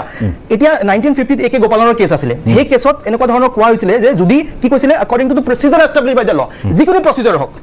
arbitrary fanciful যদি হয় তেনেহলে যদি আইনত লেখা আছে হেইটো হ'ব 1978 there is a paradigm shift Menaka Gandhi তাত কি ক'লে যে the procedure established by the law should be fair just and reasonable not fanciful oppressive or arbitrary so this is fanciful oppressive and arbitrary now sir please allow me to finish এতিয়া আপুনি sir আপুনি যে কৈছে মই কথা পাতা অলপ informative ঠিক আছে এতিয়া মুখ্যমন্ত্ৰী ডাঙৰীয়া কৈ আছে হাই কোৰ্ট নহয় সুপ্ৰিম কোৰ্ট নহয় judicial revision is a part of basic structure of the constitution moi koa nai teo 5 judges bencher kotha koi ase 13 judges bench Keshwanand Bharti tat koa ase je judicial revision is a part of the basic structure of the constitution mool bhut amar সংবিধানৰ আপুনি কৈছে যে হাই court যাব নোৱাৰে supreme court যাব নোৱাৰে 10 দিনৰ ভিতৰত সিটিজেনশিপ নিৰ্ধাৰণ কৰিব কাৰ নিৰ্ধাৰণ কৰিব সিটিজেনশিপ কিয় এই যে জিমান মানুহ ট্ৰাইব্যুনালে বিদেশী বুলি কৈছে তাত কিছুমান মানুহ আকৌ ইণ্ডিয়ান হোৱা নাই নে সুপ্ৰিম কোৰ্টৰ পৰা হাই কোৰ্টৰ পৰা ইণ্ডিয়ান হোৱা নাই নে এইখিনি মানুহ যেতিয়া এটা কথাটো তাত কৈছে চাওক 82000 বছৰ পেণ্ডিং কাৰণ ভাৰতীয় মানুহৰ ট্ৰিবিউনেলত পেণ্ডিং হৈ আছে এতিয়াও পৰি আছে আৰু তাৰ লগতে কৈছে 1,16,000 মানুহ যিখিনি বিদেশী ঘুকি ইছু এইটো যে এই এক্টৰ জৰিয়তে এতিয়া মই আপোনাক কওঁ যে আই এম টাৰ্গেটিং অনলি মিয়া এটো মোৰ শব্দ নেকি মুখ্যমন্ত্ৰী ডাঙৰীয়াই কয় standing on the floor of the assembly যে মই পক্ষপাতি কৰিমে মোৰ শব্দ নেকি মুখ্যমন্ত্ৰী ডাঙৰীয়াৰ শব্দ এইবোৰ গতিকে যেতিয়া এক্সিকিউটিভে বস্তুবোৰ নিৰ্ধাৰণ কৰিব এতিয়া আপুনি মোক কওকচোন ডিসি এভিডেন্স লৰ কি জানে মোক কওকচোন ডিসি অলৰেডি ইমান এডমিনিষ্ট্ৰেটিভ কাম তেওঁৰ ওপৰত আছে অলৰেডি সাপোজ কাৰোবাক ডেলিগেট কৰিলে এডিসি তেওঁ কৈছে যে এডিসি ডেলিগেট কৰিম কোন ডকুমেন্টটো এডমিসিবল আন্ডাৰ দ্য এভিডেন্স ল কোনটো এভিডেন্স ল এডমিসিবল নহয় সেইটো কেনেকৈ গম পাব তেওঁ কওকচোন গতিকে তাৰ পাছত মই মোষ্ট আউটৰেজিয়াছ শুনক 19 এটা কথা মোক কওক মই দুটা ভাষা কম এখন ক্লিয়াৰ ঠিক আছে দুটা বস্তু না মোৰ সময় Sir, 30 seconds. Granted. Object asile, statement of objection of 1950 koise, during the last few months, a serious situation had arisen from the immigration of large number of East Bengal residents into Assam. সেইটো সময়ৰ বস্তু আছিলে তাৰ পাছত এখেতে নেহৰুৰ কথা কৈছে কিন্তু সৰ্বানন্দ সোণোৱালৰ গোচৰ কি আছে লাষ্ট লাইন নেহৰুৱে এই কাৰণে বন্ধ কৰিছিলে কাৰণ উজনি অসমৰ এজন বৃদ্ধ মানুহক এইটো এক্টৰ আন্দোলন 3 দিনৰ ভিতৰত যাবলৈ কৈছিলে ইমিডিয়েট অৰ্ডাৰ দিছে এইটো বন্ধ কৰক ঠিক আছে দ্যাট ইজ জানো আপুনি অৰুণজিৎ শইকীয়া ডাঙৰীয়া কিতাপ মই গম পাইছো নাই এতিয়া মূল কথাটো হ'ল চাওক আমি যিটো আমি মুদ্ৰাৰ এটা পিঠিক লৈ আমি কথা পাতো যেতিয়া কথা পাতো আমি দুইটা পিঠিক লৈ আমি কিন্তু কথা নাপাতো মুদ্ৰাৰ এটা পিঠিক লৈ কথা পাতিলে নিশ্চয় নহ'ব অমনবাদত আমি কথা পাতিম মই কোৱা নাই যে আপুনি ভুল কথা কৈছে ভুল তথ্য দিছে কিন্তু আমাৰ কৰবাৰ কথাখিনি অকণমান পৃথক ধৰণে আমি আলোচনা কৰিব পাৰিলোহেঁতেন বা কথাখিনি আমি উভয় পক্ষৰ কথাখিনি মানে দুয়োফালৰ পৰা কাৰ কি সমস্যাটো ক'ত কিয় এইখিনিত জটিলতা এটা সময়ত বৃদ্ধি পালে এতিয়া যদি এইখন আকৌ আৰম্ভ কৰিব খোজা হৈছে নতুন SOP ইয়াত সংযোজন কৰি সমস্যাটো ক'ত সেই কথাখিনি আমি পাতিব খুজিছোঁ গতিকে আজিৰ পৰ্যবেক্ষণ বিষয়টো যিহেতু যথেষ্ট ইয়াৰ গভীৰতালৈ যোৱাৰ প্ৰয়োজন আছে গতিকে আমি অকণমান সময় বঢ়াই লৈছোঁ মই পল্লৱ ভট্টাচাৰ্য ডাঙৰীয়া আকৌ আপোনাৰ কাষলৈ আহিছোঁ তেখেতে যিধৰণে ক'লে যে ন' হাই কোৰ্ট ন' সুপ্ৰিম কোৰ্ট কথাখিনি নিশ্চয় তেনেকুৱা নহয় এই মুহূৰ্তলৈ আমি যিটো অনুভৱ কৰোঁ কাৰণ এটা কথা কোৱা হৈছে যে 82,000 গোচৰ ট্ৰিবিউনেলত পেণ্ডিং হৈ আছে পৰি আছে আৰু তাৰ লগতে মুখ্যমন্ত্ৰী আৰু এটা কথা উল্লেখ কৰিছে যে 1,16,000 আজিৰ তাৰিখলৈ ঘোষিত বিদেশী আছে যিসকলৰ ক্ষেত্ৰত ষ্টে অৰ্ডাৰ আছে যিসকলৰ ক্ষেত্ৰত সুপ্ৰিম কোৰ্টৰে হওক হাই কোৰ্টৰে হওক ষ্টে অৰ্ডাৰ আছে বা তেওঁলোকৰ বিষয়বোৰ বিচাৰাধীন হৈ আছে বিদেশী ঘোষিত হোৱাৰ পাছতো তেওঁলোকক বাদ দি বাকী যিসকল লোক আছে যিসকল ঘোষিত বিদেশী তেওঁলোককো 1950 চনৰ এই আইনৰ জৰিয়তে তেওঁলোকে ৰিমুভেলৰ অৰ্ডাৰ দিব পাৰে এইটো বৰ ডাঙৰ কথা তাত উল্লেখ আছে আৰু তাৰ লগে লগে ইয়াত 24 ঘণ্টাৰ এটা সময়ও কিন্তু দিয়া আছে 10 দিনৰ প্ৰসংগটোৰ লগতে আৰু এটা কথা আছে যে আমি এইকেইদিনত দেখি আছোঁ সঘনাই যে মানুহ আহিছে তেওঁলোকক পুছবেক কৰি দিয়া হৈছে পুছবেক আৰু লগতে এক্সপালছন এই দুটাৰ মাজত পাৰ্থক্য আছে স্বাভাৱিকতে পুছবেক শব্দটো কেতিয়া প্ৰয়োগ হয় এক্সপালছন কেতিয়া প্ৰয়োগ হয় বিতৰণ কেতিয়া প্ৰয়োগ হয় এইখিনি কথাৰো নিশ্চয় জনাৰ প্ৰয়োজন মই আপোনাৰ কাষলৈ আহিছোঁ আৰু এই ক্ষেত্ৰত আৰু আপুনি কি মতামত আগবঢ়াব খুজিব পুছবেক বুলি যেতিয়া কৈছে তাৰমানে এইটো কোনোবা এজনক বাউণ্ডাৰীতে ধৰি পেলাই তেতিয়া লগে লগে পুছবেক কৰি দিয়ে সেই বস্তুটো কিন্তু এতিয়া ধৰক কাৰোবাক বিদেশী বুলি হেৰি হ'ল মানে কি কয় ডিক্লেয়াৰ কৰিলে এতিয়া তেওঁক যেতিয়া পঠিয়াব BSFৰ তালৈ পঠিয়াব BSFে BGRক দিব আচলতে এই চিষ্টেমটো এনেকুৱা সেইকাৰণে যদি এটা চুক্তি থাকিলেহেঁতেন মানে যদি মানুহটোৰ ঘৰ সঁচাকৈ বাংলাদেশৰ এটা পাৰ্টিকুলাৰ এৰিয়াত যিটো কথা তেওঁৰ ইণ্টাৰগেশ্যনত কোৱা হৈছে যদি সেইটো হয় তেতিয়াহ'লে বাংলাদেশে একচেপ্ট কৰিবগৈ সেই কথাটো মই দেখিছোঁ আমাৰ ক্ষেত্ৰত আমি কেইবাবাৰো দেখিছোঁ তেনেকুৱা ধৰণৰ বাংলাদেশী যেতিয়া ধৰা হৈছে মই ধৰক কৰিমগঞ্জত আছিলোঁ একদম বৰ্ডাৰ এৰিয়া তাত আমি সেইফালৰ পৰা আহে তাত BSFৰ লগত আমি কথা পাতোঁ BSFে লগে লগে BDRক কয় BDRে তেতিয়া সেই বস্তুটো চাই হয় তাত আছে গতিকে আমাক দি দিয়ক তাহাঁতক পঠিয়াই দিয়ে এই বস্তুটো খুব স্মুথ হয় আচলতে ডিপৰ্টেশ্যনত পৰে সেই বস্তুটো হ'লে বেছি ভাল হয় আচলতে কিন্তু যিহেতু আমাৰ এতিয়া বাংলাদেশৰ লগত আমাৰ যিটো ৰিলেশ্যনশ্বিপ সেইটো সিমান এটা ভাল নহয় গতিকে মই ভাবোঁ যে আমি আচলতে এই এনেকুৱা ধৰণৰ যিটো চুক্তি বা এনেকুৱা ধৰণৰ এটা আণ্ডাৰষ্টেণ্ডিং যদি আমি ভালধৰণে কৰিব পাৰোঁ তেতিয়াহ'লে এই কথাটো চলিউশ্যন হ'ব বুলি ভাবোঁ মই আৰু এটা কথা সৰ্বশেষত কওঁ যে এই বিদেশী সমস্যাটো আমি ইনডেফিনিটলি গোটেই জীৱনটো আৰু এনেকৈ চাই থাকিব নালাগে আচলতে শেষ হ'বই লাগিব মই সেইকাৰণে যিহেতু আছুৰ আন্দোলনত আমিও আচলতে যোগদান কৰিছিলোঁ আচলতে এতিয়াও মোৰ মনত আছে গতিকে সেই সময়ত আমি সকলোৱে অসমৰ প্ৰায়বিলাক মানুহে মানি লয় যে 71ৰ যিটো 24 মাৰ্চৰ কথা কৈছে আৰু তাৰ আগত অহা মানুহখিনিক আমি আমাৰ এওঁ যিটো কথা কৈছে ন অসমীয়া বা হেৰিৰ কথা এইটো আমি মানি ল'ব লাগিব আচলতে আমি যদি এটা এনেকুৱা ধৰণৰ এটা মানে কি কয় মানে এটা যদি এৰা ধৰা মনোবৃত্তি নলওঁ তেতিয়াহ'লে গোটেই ছিষ্টেমটো সদায় চলি থাকিব আৰু পলিটিকেল ডিছপেনচেশ্যনবিলাকে ইয়াৰ সুবিধা লৈ ভৱিষ্যতে আৰু এনেকুৱা ধৰণৰ ঘটনা কামবিলাক হৈ থাকিব ইলেকশ্যনৰ আগে আগে এই ঘটনা আপুনি ৰাজনীতিক নহয় আপুনি এগৰাকী আৰক্ষীৰ সেৱাত নিয়োজিত এগৰাকী বিষয়া হিচাপে আপুনি যিহেতু ৰাজনীতিৰ কথা আপুনি ৰাজনীতিৰ আওতালৈ আপোনাক টনাটো মোৰ ভুল হ'ব তৎসত্ত্বেও এই শেহতীয়া যিটো সিদ্ধান্ত এইখনক পুনৰ কাৰ্যকৰী কৰাৰ এই দিশটো আপুনি ৰাজনীতিৰ ঊৰ্ধত কথাটো কিমান সঠিক বুলি ভাবে নাই মানে এখন যে ভেলিড এই কথাটো 2024 চনৰ এই যিটো 6A যিটো হেৰি আছে তাতটো ক্লিয়াৰলি কৈছে তাৰ বাহিৰে প্ৰসংগটো আছে চাকমাৰ ক্ষেত্ৰতো আছে আৰু সেইটো ক্লিয়াৰলি আছে গতিকে এই বস্তুটো যেতিয়া মানে যেতিয়া ইমপ্লিমেণ্ট কৰিব মানে 10 দিনৰ ভিতৰত যদি DCৰ তেনেকুৱা তথ্য থাকে DCৰ কিন্তু বহুত ক্ষেত্ৰত মই মোৰ নিজৰ অভিজ্ঞতাৰ পৰা কৈছোঁ বহু ক্ষেত্ৰত তেনেকুৱা ধৰণৰ মানুহ আমি পাওঁ যিবিলাকে কয় যে হয় আমি তাৰ পৰাহে আহিছোঁ মানে স্বীকাৰে কৰি দিয়ে মানে কিছুমান মানুহ এনেকুৱা অৱশ্যে আজিকালি চিটুৱেশ্যনটো কেনেকুৱা মানে জানো গতিকে সেই 10 দিনৰ যিটো তেওঁক উইণ্ড' দিছে সেইটোৰ ভিতৰত যদি তেওঁ পাৰে যদি তেতিয়াহ'লেতো এটা তেওঁ ৰিপৰ্ট দি দিব কিন্তু যদি নোৱাৰে তেতিয়া তেওঁতো এফআইআৰ মানে এইটো কি বুলি কয় এই ট্ৰিবিউনেললৈ পঠিয়াই দিব সেই কথাটো আছে গতিকে মই এতিয়া কৈছে যে ট্ৰিবিউনেলক এতিয়া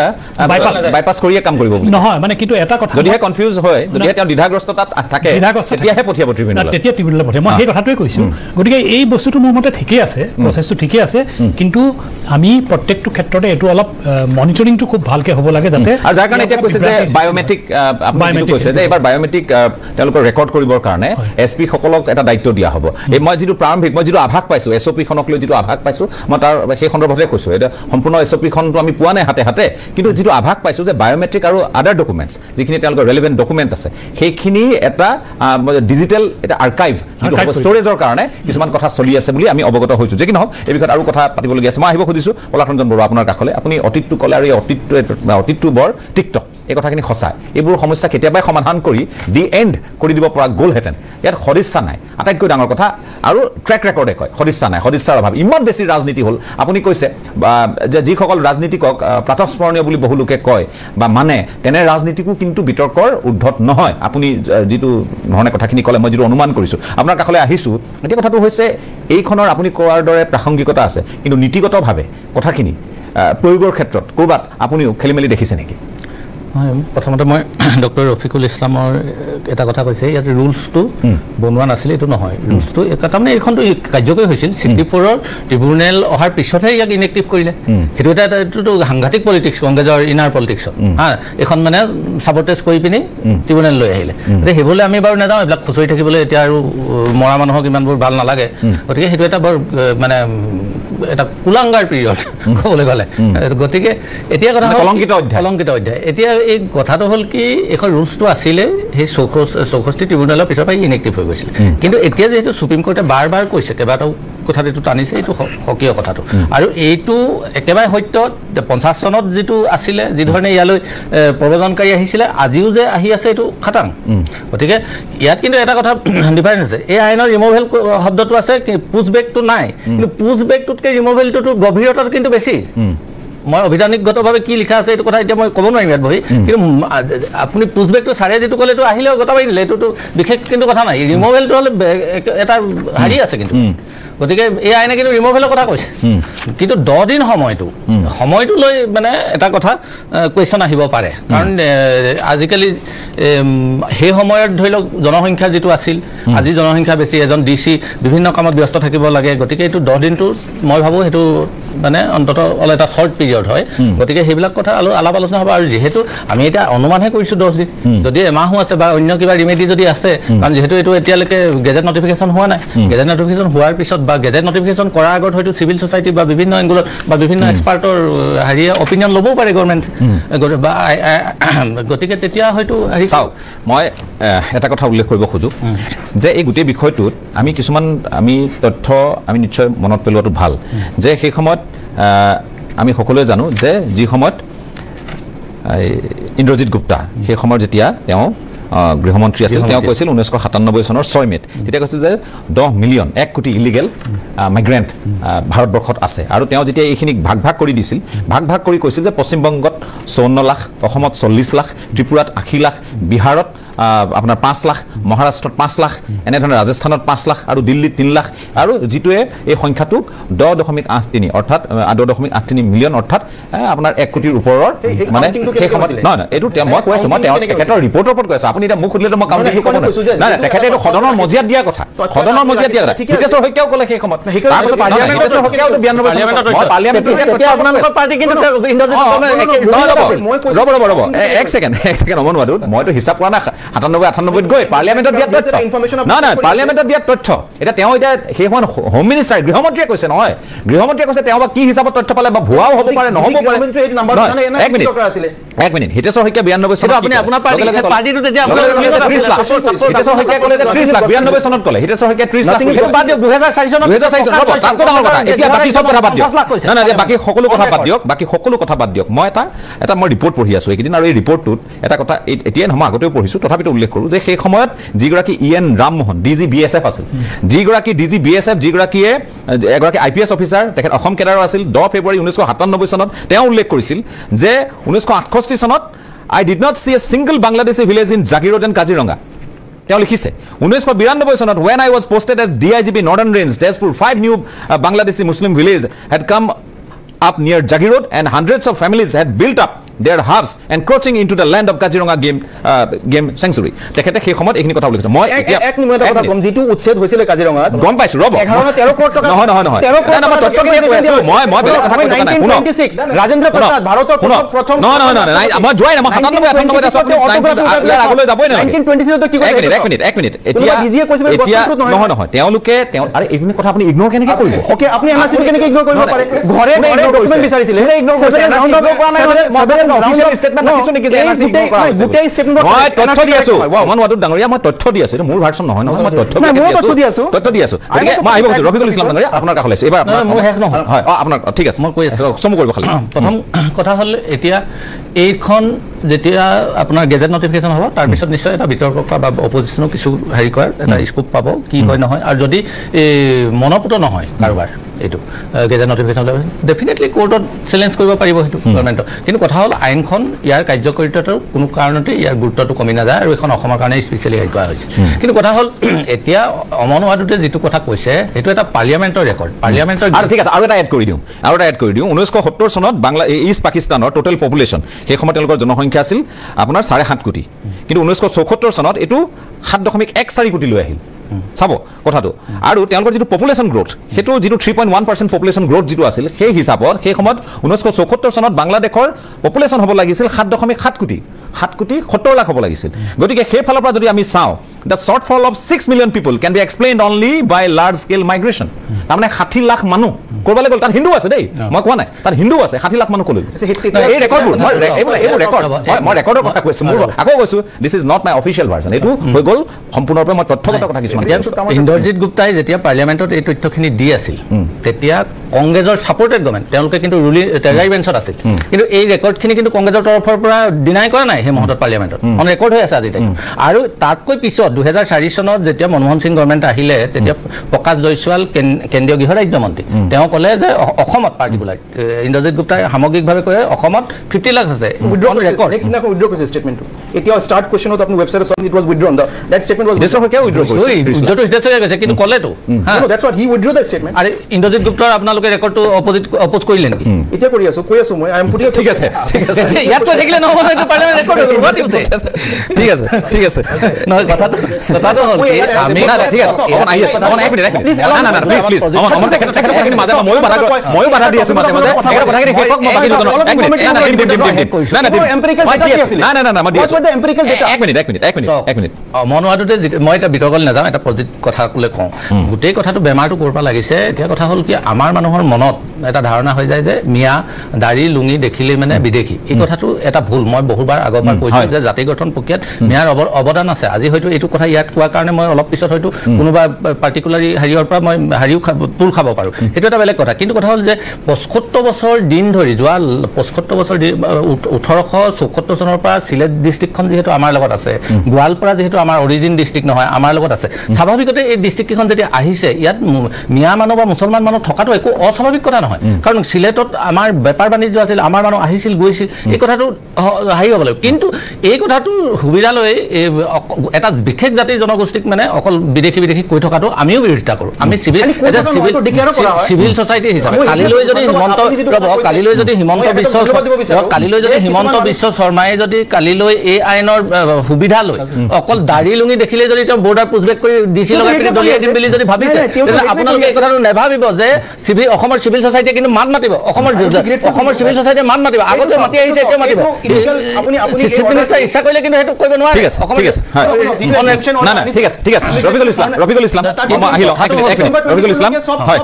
তেখেতে হয় একেটা ধৰণৰ মানুহক টাৰ্গেট কৰা হ'ব নহয় চাওক এতিয়া এই যিটো অৰ্ডাৰ এই যিখন এক্ট এই এক্টখন প্ৰয়োগ ক'ত হ'ব যে এই এক্টখন 71ৰ 24 মাৰ্চৰ মাজনিশাৰ পাছত অৰ্থাৎ 25 মাৰ্চ বুলি ধৰি ললো মই আইডিয়ালি কোনো প্ৰব্লেম নাছিলে না আইডিয়ালি সেইটো নহ'ব বুলি আপুনি কেনেকৈ ধাৰণা কৰিছে আইডিয়ালি নহ'ব বুলি আমি সংজ্ঞাটো কিয় কৰিছো না মই আহি আছো ৰফিকুল ইছলাম আইডিয়ালি এইটো নহ'ব বুলি আপুনিও সংজ্ঞা কৰে নেকি আগতে বেছি দিন গভৰ্ণমেণ্ট চলাই আছিলে কি কৰি আছিলে দাদা মই অলপ কওঁ আপুনি কওঁ এক মিনিট না এক মিনিট আকৌ আহিম লাগিলে আকৌ আহিম তেখেতৰ কথা কেনেকৈ ৰফিকুল ইছলাম এখেতে কৈছে মুখ্যমন্ত্ৰী ডাঙৰীয়ে যে শুদ্ধভাৱে নকৰিব তাৰ প্ৰমাণ হ'ল যোৱা দুদিনত তেখেতে বক্তব্য ৰাখিছে যে এজনো বঙালী হিন্দু 70 পিছত অসমত অহা নাই তেখেতে ওলাই দিলে গোটেইখিনি আপুনি তেখেতৰ বক্তব্য চাব কেইবাৰ কৈছে যে এজনো বঙালী হিন্দু তেখেতে এনেকুৱা লাগে যে বৰ্ডাৰত বহি আছিল বৰ্ডাৰত বহি আছিল তেখেতে কোন আহিছে কোন অহা নাই এই হিচাপত তেখেতৰ ওচৰত আছে এজনো বঙালী হিন্দু অসমত 71 ৰ পিছত নাই আল্টিমেটলি তেখেতৰ টাৰ্গেট সেট কৰিলে তেখেতে কোনসকল মানুহ টাৰ্গেট তেখেতৰ এইটো তেখেতে নিৰ্ধাৰণ কৰিল সেইকাৰণে আমি এই কথাবিলাক চিন্তা এইটো কৰি আছো আৰু ইয়াৰ আগত আপুনি কেইটামান ৰিপৰ্ট দিছে ঠিক আছে আপুনি এইটো যিটো লিপিবদ্ধ আছে পাৰ্লিয়ামেণ্টত লিপিবদ্ধ কথা হওক বা আৰু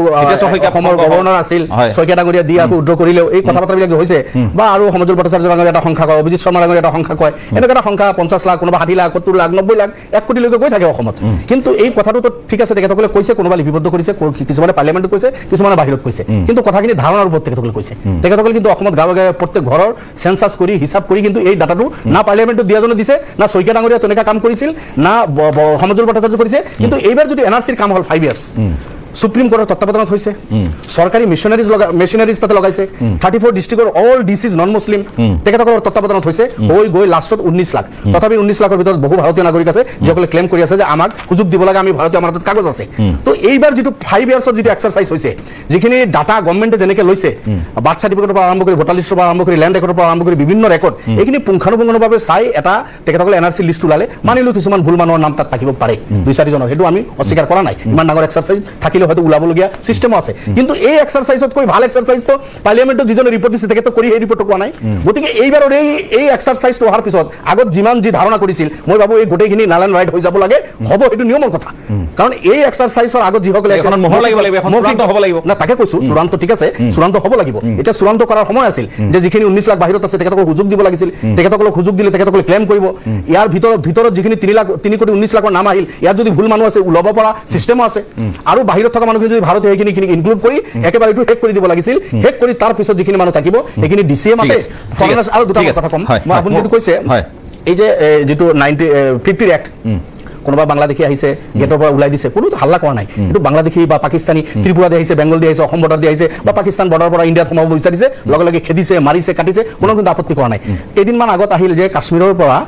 বাংলাদেশলৈ যাবলৈ ওলাইছিল কোনোবা ৰোহিংগিয়া নেকি বৰপেটা ৰেল ষ্টেচনত 12 জন না 13 জন মানক গ্ৰেপ্তাৰ কৰিলে ধৰিলে 2 দিন ৰাখি হয়তো সেইসকলক বাংলাদেশত পঠাই দিলে আপুনি দেখিছেনে যে বৰপেটা কোনো এজন মানুহ সেইসকলৰ পক্ষত কথা কৈছে যে কিয় সেইসকলক পঠালে না এজন প্ৰতিনিধি না এজন পাব্লিক ঠিক আছে সেইসকল বাংলাদেশী আছিল কাশ্মীৰত কাম কৰিব গৈছিল ৰোহিংগিয়া আছিল যাবলৈ অন্দাবে বৰপেটাত ধৰা পৰিল ধৰিবই নিয়ম অনুযায়ী ধৰি তেখেতসকলে ডিটেইন কৰিলে ধৰিছে না তাকে কৈছো মই কোৱাৰ অৰ্থ হ'ল যে বৰপেটাত তেনেকৈ এইখিনি মানুহ এনেকৈ দিছে বা আৰু বৰ্ডাৰত পঠায় কাৰো কোনো আপত্তি নাথাকে মোৰ ডাইনেষ্টিৰ পৰা 1936 ৰ ৰেকৰ্ড 1910 ৰ ৰেকৰ্ড 1905 ৰ ৰেকৰ্ড থকা মই ৰফিকুল ইছলাম মোৰ ডাইনেষ্টিৰ পৰা এজন মহিলা ভদ্ৰ মহিলাক যেতিয়া আপুনি ঘৰত বহি বহি দি লগাব ফৰেনাৰ্ছ ট্ৰিবিউনত আনিব এফটিত বিদেশী বনাব সেইজনক যেতিয়া আপুনি ডিটেনশন কেম্পত লৈ যাব তাত মই ৰফিকুল ইছলামে নামাতিম নেকি গাঁৱৰ মানুহ নামাতিব লাগিব এইবিলাক কাণ্ড কৰি আছে এইবিলাক কাণ্ড সন্দেহটো আছে সেই কাৰণে আমাৰ সন্দেহ আছে মই এটা বিৰতি লওঁ 1 মিনিটৰ বিৰতি লওঁ মই আকৌ আহি আছো আলোচনাৰ শেষ অংশলৈ আহি বিৰতিৰ পাছত আপোনাক পুনৰ স্বাগতম এটা বিষয়টোৰ যেহেতু গভীৰতা আছে আৰু গভীৰতা আমি যাব লাগিব যথেষ্ট গম্ভীৰ বিষয় গতিকে আমি কথা পাতি আছো মই এবাৰ আকৌ ভাৰতীয় জনতা পাৰ্টিৰ মুখপাত্ৰ জয়ন্ত কুমাৰ গোস্বামী আপোনাৰ কাষলৈ আহিব খুজিছো 1950 এক্ট সুপ্ৰিম কোৰ্টে এতিয়ালৈকে 3টা গোচৰত স্পষ্ট কৰিলে আৰু শেষৰটো যেটো সাংবিধানিক বিচাৰপীঠে প্ৰাসংগিকতা আৰু তাৰ ইমপ্লিমেন্টেশন এম্পাৱাৰমেন্টৰ কথাও কৈ দিলে তাৰ পিছত মুখ্যমন্ত্ৰী ডাঙৰীয়াই অসম চৰকাৰৰ সদিচ্ছা আছে বিদেশী যেটো সমস্যা এই সমস্যাটো স্থায়ী সমাধান কৰিব লাগে সেই কাৰণে ক্ষিপ্ৰতাৰে কৰিবৰ কাৰণে এইখন আইনত প্ৰভিজন আছে পূৰ্বতে ইয়াৰ ইমপ্লিমেন্টেশন হৈছিল আৰু তেতিয়া আমি ভাল ফলাফল পাইছিলো সেই কাৰণে ইয়াক বৰ্তমানো এই মৰিবান কণ্ডিচনত থকা আইন তাক পুনৰ ইমপ্লিমেন্ট কৰি তাৰ যোগেদি যাতে এই সমস্যাটো বিদেশী সমস্যাটো চিৰকালৰ কাৰণে অসমত সোনকালে শেষ হয় তাৰ ব্যৱস্থা কৰিছে তাত এতিয়া যে কংগ্ৰেছে আপত্তি কৰিছে আচৰিত কথা দ্বিতীয় কথা যে এছঅপি কথা মুখ্যমন্ত্ৰী ডাঙৰীয়াই এটা প্ৰেছ কনফাৰেন্সত কৈছে হেগিটা হৈছে guidelines of that SOP that SOP will publish through gazette notification আহিবলৈতো দিয়ক গেজেট নটিফিকেশ্যনখন অহাৰ পিছত আপোনালোকৰ যদি মনপুত হয় জুডিচিয়েল ৰিভিউত যাব 10 বাৰ যাব কোনো অসুবিধা নাই কিন্তু মূল কথাটো তেখেতৰ বেমাৰটো কি যে তেওঁলোকে বিদেশীৰ কথাটো ক'লে তেওঁলোকৰ গাত লাগে মই এটা কথা আপোনাক কওঁ যে আজি এনআৰচিৰ কথা কৈছে এনআৰচি সোনকালে শেষ কৰিব লাগে আপুনি শিৱামণি বৰাৰ সেই বক্তব্যটো মনত আছে নে 21 ইলেকশ্যনৰ পূৰ্বে তেওঁ যেতিয়া ভিডিঅ' আছিলে বৰ্তদুৱাৰ তেতিয়া তেওঁ কৈছিলে যে মই বহু এনআৰচিত নাম ভৰ্তি কৰিবৰ কাৰণে বহু মানুহক মই ডকুমেন্টেশন দি প্লেনে সহায় কৰি দিছিলো অৰ্থাৎ তেওঁৰ টোনটো আছিলে এইটো যে ইলিগেল মানুহকো মই ডকুমেন্টেশন দিছিলো এই ধৰণৰ কথা কৈছে কংগ্ৰেছৰ সেই সময়ৰ অফিচাৰসকলে আৰু এটা কথা মই আপোনাক কওঁ যে আজি যেহেতুকে এনআৰচি ৰিভিউৰ কাৰণে পিটিশন লৈছে সুপ্ৰিম কোৰ্টে লৈছে গতিকে সুপ্ৰিম কোৰ্টে লৈছে ইয়াৰ NRC ৰিভিউৰ কথা আছে নিশ্চিতভাৱে ৰিভিউ হ'ব লাগিব আৰু এটা কথা মই আপোনাক কওঁ এতিয়া NRCৰ সম্পৰ্কত যদি ব্লেম দিব লগা আছে কাৰোবাক তেতিয়াহ'লে কংগ্ৰেছক দিব লাগিব এই কাৰণে দিব লাগিব যে যিবিলাক NRCৰ ভাৰতীয় জনতা পাৰ্টিয়ে কোনটো পাৰ্টত পাইছিলে যেতিয়া অলৰেডি এপ্লিকেশ্যন হৈ গ'ল এপ্লিকেশ্যনৰ যিখিনি নথি লাগে সেই নথি আপোনাৰ নথি 24 বাৰ সংশোধন কৰিলে নথি শেষত কি কৰিলে যে গাঁওবুঢ়াই দিয়া চাৰ্টিফিকেটখনো হৈ যায় পঞ্চায়তৰ ছেক্ৰেটাৰীজনে দিয়া চাৰ্টিফিকেটখনো হৈ যায় এখন ল'লে ডাঙৰীয়া ৰ'ব ঠিক আছে মই কৈছোঁ সুপ্ৰিম কোৰ্টে ডাঙৰীয়া আপোনাৰ এইটোতে প্ৰব্লেম যে আপুনি সেইকাৰণে আমি বিৰাট ভয় কৰোঁ আপোনাক জানে আমি যেতিয়া খিলঞ্জীয়া কথা কওঁ আপোনালোকে পটককৈ দবাই দিয়ে আমাক সেইকাৰণে ভয় কৰোঁ সংৰক্ষণ বিচাৰিছোঁ দেই মই ডাঙৰীয়া মই তেখেতৰ পৰা সংৰক্ষণ বিচাৰিছোঁ এখেতৰ পৰা মোৰ ভয় লাগে আমাৰ জাতিটো মুখ্যমন্ত্ৰী ঠিক আছে ৰফিকুল ইছলাম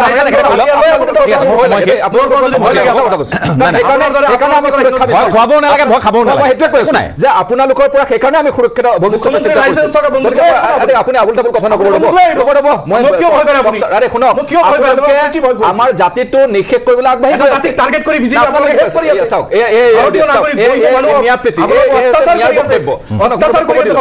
মোক ক'ব দিলে আপুনি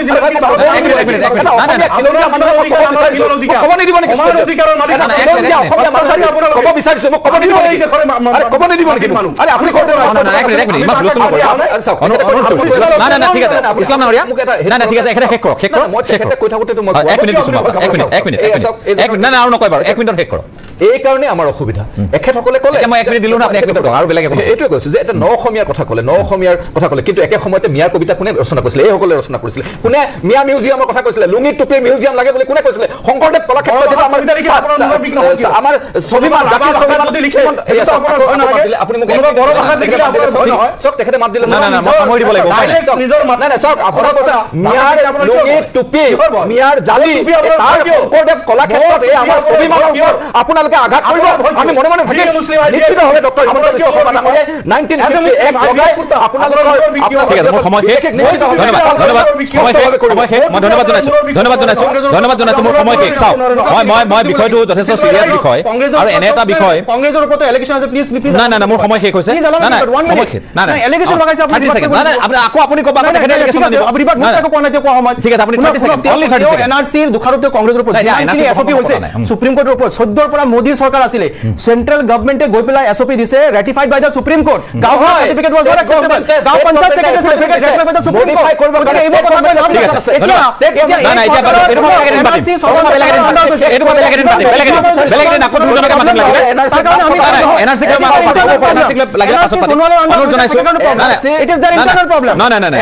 এক মিনিট এতিয়া মই সামৰিব লাগিব এনআৰসি মোৰ আজি বিষয় নহয় তৎসত্ত্বেও আপোনালোকে আকৌ কেতিয়াবা পাতিলে মই আপোনালোকক মাতিম এই বিষয়ত আলোচনা কৰিবলৈ চাওক কথাবোৰ স্পষ্ট হ'ব লাগে কথাবোৰ স্পষ্ট এই কাৰণে হ'ব লাগে যে আমি অসমৰ ৰাইজে বিচাৰে কি আজি অসমৰ যিসমূহ জাতীয় দল সংগঠন আছে তেওঁলোকে এই বিষয়টোক লৈ চৰকাৰৰ বিৰোধিতাও আছে দেই একে সময়তে জনজাতিকৰণক লৈ কি পৰিস্থিতি হৈছে আমি দেখিছোঁ চৰকাৰৰ বিৰোধিতা বহু বিষয়ত চৰকাৰক কৰা হৈছে চৰকাৰৰ সমালোচনা সংবাদ মাধ্যমেও যিবোৰ বিষয়ত কৰিব লাগে কৰি আছে এই কথাখিনি সকলোৱে জানে সকলোৰে সন্মুখত স্পষ্ট কিন্তু 50 চনৰ আইনখন এই আইনখন আজিৰ তাৰিখত কিমান প্ৰাসংগিক হৈ আছে সেই সন্দৰ্ভত আজি আছিল আমাৰ মূল চৰ্চা কিন্তু এই চৰ্চাৰ পৰা ফালৰি কাটি আমি অকণমান গৈছোঁ হয় কিছুমান দিশ ইয়ালৈ আনিবলগীয়া হয় তাত কোনো উপায় নাথাকে আহি যায় নিজে আহি যায় কিন্তু আমাৰ কথা হৈছে 1950 চনত এই আইনখন কিয় অনা হৈছিল এতিয়া আমি যে কৈছোঁ যে প্ৰব্ৰজন মানুহবোৰ ক'ৰ বেলেগৰ নেকি এইবোৰ কথা নহয় প্ৰব্ৰজন শব্দটো আমি সৃষ্টি কৰা নেকি প্ৰব্ৰজন অবৈধ প্ৰব্ৰজন শব্দটো 1950 চনত য'ত ইয়াৰে বহু লোকৰ হয়তো জন্মই হোৱা নাই মই ভাবোঁ যে 1950 চনত হোৱা প্ৰব্ৰজন এই প্ৰব্ৰজন অন ৰেকৰ্ড আছে আমাৰ ৰাজনৈতিক ইতিহাসে কোৱা কথা এইটো 1950 চনত প্ৰব্ৰজন আছিল ভয়াৱহ প্ৰব্ৰজন আছিল আৰু খিলঞ্জীয়া মানুহখিনিক অসমীয়া মানুহখিনিক ৰক্ষণাবেক্ষণ দিয়াৰ কাৰণে জাতি ধৰ্ম বৰ্ণ নিৰ্বিশেষে সেই মানুহখিনিক ইষ্ট পাকিস্তানৰ পৰা তেওঁলোকৰ যাতে অবৈধ প্ৰব্ৰজন আৰু নহয় তাৰ কাৰণে 1950 চনৰ এখন ইমিগ্ৰেণ্টছ এক্সপালছন ফ্ৰম আছাম এক্ট এখন আছিল ইয়াৰ আৰু এটা দিশৰ পৰা আমিতো কথাই নাপাতো সেইটো আমি কথাই পতা নাই সেই দিশটো কি আছিল এইখনতে উল্লেখ আছিল এইখন আইনতে উল্লেখ আছিল যে ধৰ্মীয় উৎপীড়নৰ বলি হোৱা আৰু লগতে নাগৰিক বিশৃংখলতাৰ বাবে যদি কিবা পৰিৱেশ সৃষ্টি হয় কোনো লোক তাৰ পৰা যদি আহে ধৰ্মীয় উৎপীড়ন মানে কোন হ'ব লাগিব তাত মুছলমান যদি আছিল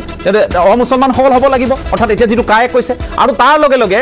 আৰু এটা কথা কৈছিল সেই কথাটো আছিল যে চিভিল ডিষ্টাৰ্বেন্সৰ কাৰণে যিখিনি মানুহ সেইখিনি যিকোনো ধৰ্মৰ হ'ব পাৰে অৰ্থাৎ তাৰ পৰা মুছলমান মানুহো আহিব পাৰে যদিহে মই ভুল ব্যাখ্যা কৰা নাই এই আইনখনৰ প্ৰসংগত মই কৈছোঁ গতিকে ইমান ইয়াত শিথিলতাও আছিল ইয়াত কঠোৰতাও আছিল কঠোৰ এইকাৰণে হৈছিল যে এই ইয়াৰ যিখিনি খিলঞ্জীয়া মানুহ অসমৰ বাসিন্দা 1950 চনৰ সেই সময়ৰ ভৌগোলিক চাৰিসীমাৰ ভিতৰত তেওঁলোকক অবৈধ আগ্ৰাসনৰ পৰা অবৈধ প্ৰব্ৰজনৰ পৰা ৰক্ষা কৰাই মূল উদ্দেশ্য আছিল অসম আন্দোলন কিয় হৈছিল অসম আন্দোলন হৈছিল এই অবৈধ প্ৰব্ৰজনকাৰীৰ বিৰুদ্ধেহে হৈছিল 1951 চনৰ ভিত্তিবৰ্ষ নাপালে অসমে 71 দিলে মানুহে সন্মান কৰে এতিয়াও 71 অসম চুক্তিক আছুৱে সন্মান কৰে সকলোৱে সন্মান কৰে আৰু সন্মান কৰে কাৰণেই আজিৰ তাৰিখত 71ৰ আগৰ মানুহখিনি ভাৰতীয় নাগৰিক গতিকে 71ৰ পাছৰ মানুহখিনি এইখিনি অবৈধ প্ৰব্ৰজনকাৰী তাত কোনো সন্দেহ নাই আৰু এইসকলক ৰক্ষণাবেক্ষণ দিবলৈ যিয়ে মাত মাতে তেওঁলোক ভাৰত বিৰোধী তেওঁলোক অসম বিৰোধী যিয়ে নহওক যি ধৰ্ম বৰ্ণৰ মানুহেই নহওক কিয় বা তেওঁলোকো যি ধৰ্ম বৰ্ণৰ মানুহেই নহওক কিয় গতিকে এই বিষয়ত আমি যথেষ্ট গুৰুত্ব প্ৰদান কৰি আজিৰ এই বিষয়টোলৈ আহিছোঁ যে 50 চনৰ এই আইনখনে আমাক এই মেৰপেচটোৰ পৰা উদ্ধাৰ কৰিব পাৰিবনে নোৱাৰে চৰকাৰে সদিচ্ছাৰে আগবাঢ়িছে নে ৰাজনীতি কৰাৰ উদ্দেশ্যেৰে আগবাঢ়িছে এই সন্দেহটো বাৰু আছে থাকিব যে কি নহওক এই আলোচনাত অংশগ্ৰহণ কৰা সকলোকে ধন্যবাদ জ্ঞাপন কৰিছোঁ বিষয়টো আৰু চৰ্চা কৰাৰ প্ৰয়োজন আছে আমি চৰ্চাও কৰিম কিন্তু আজিলৈ ইমানতে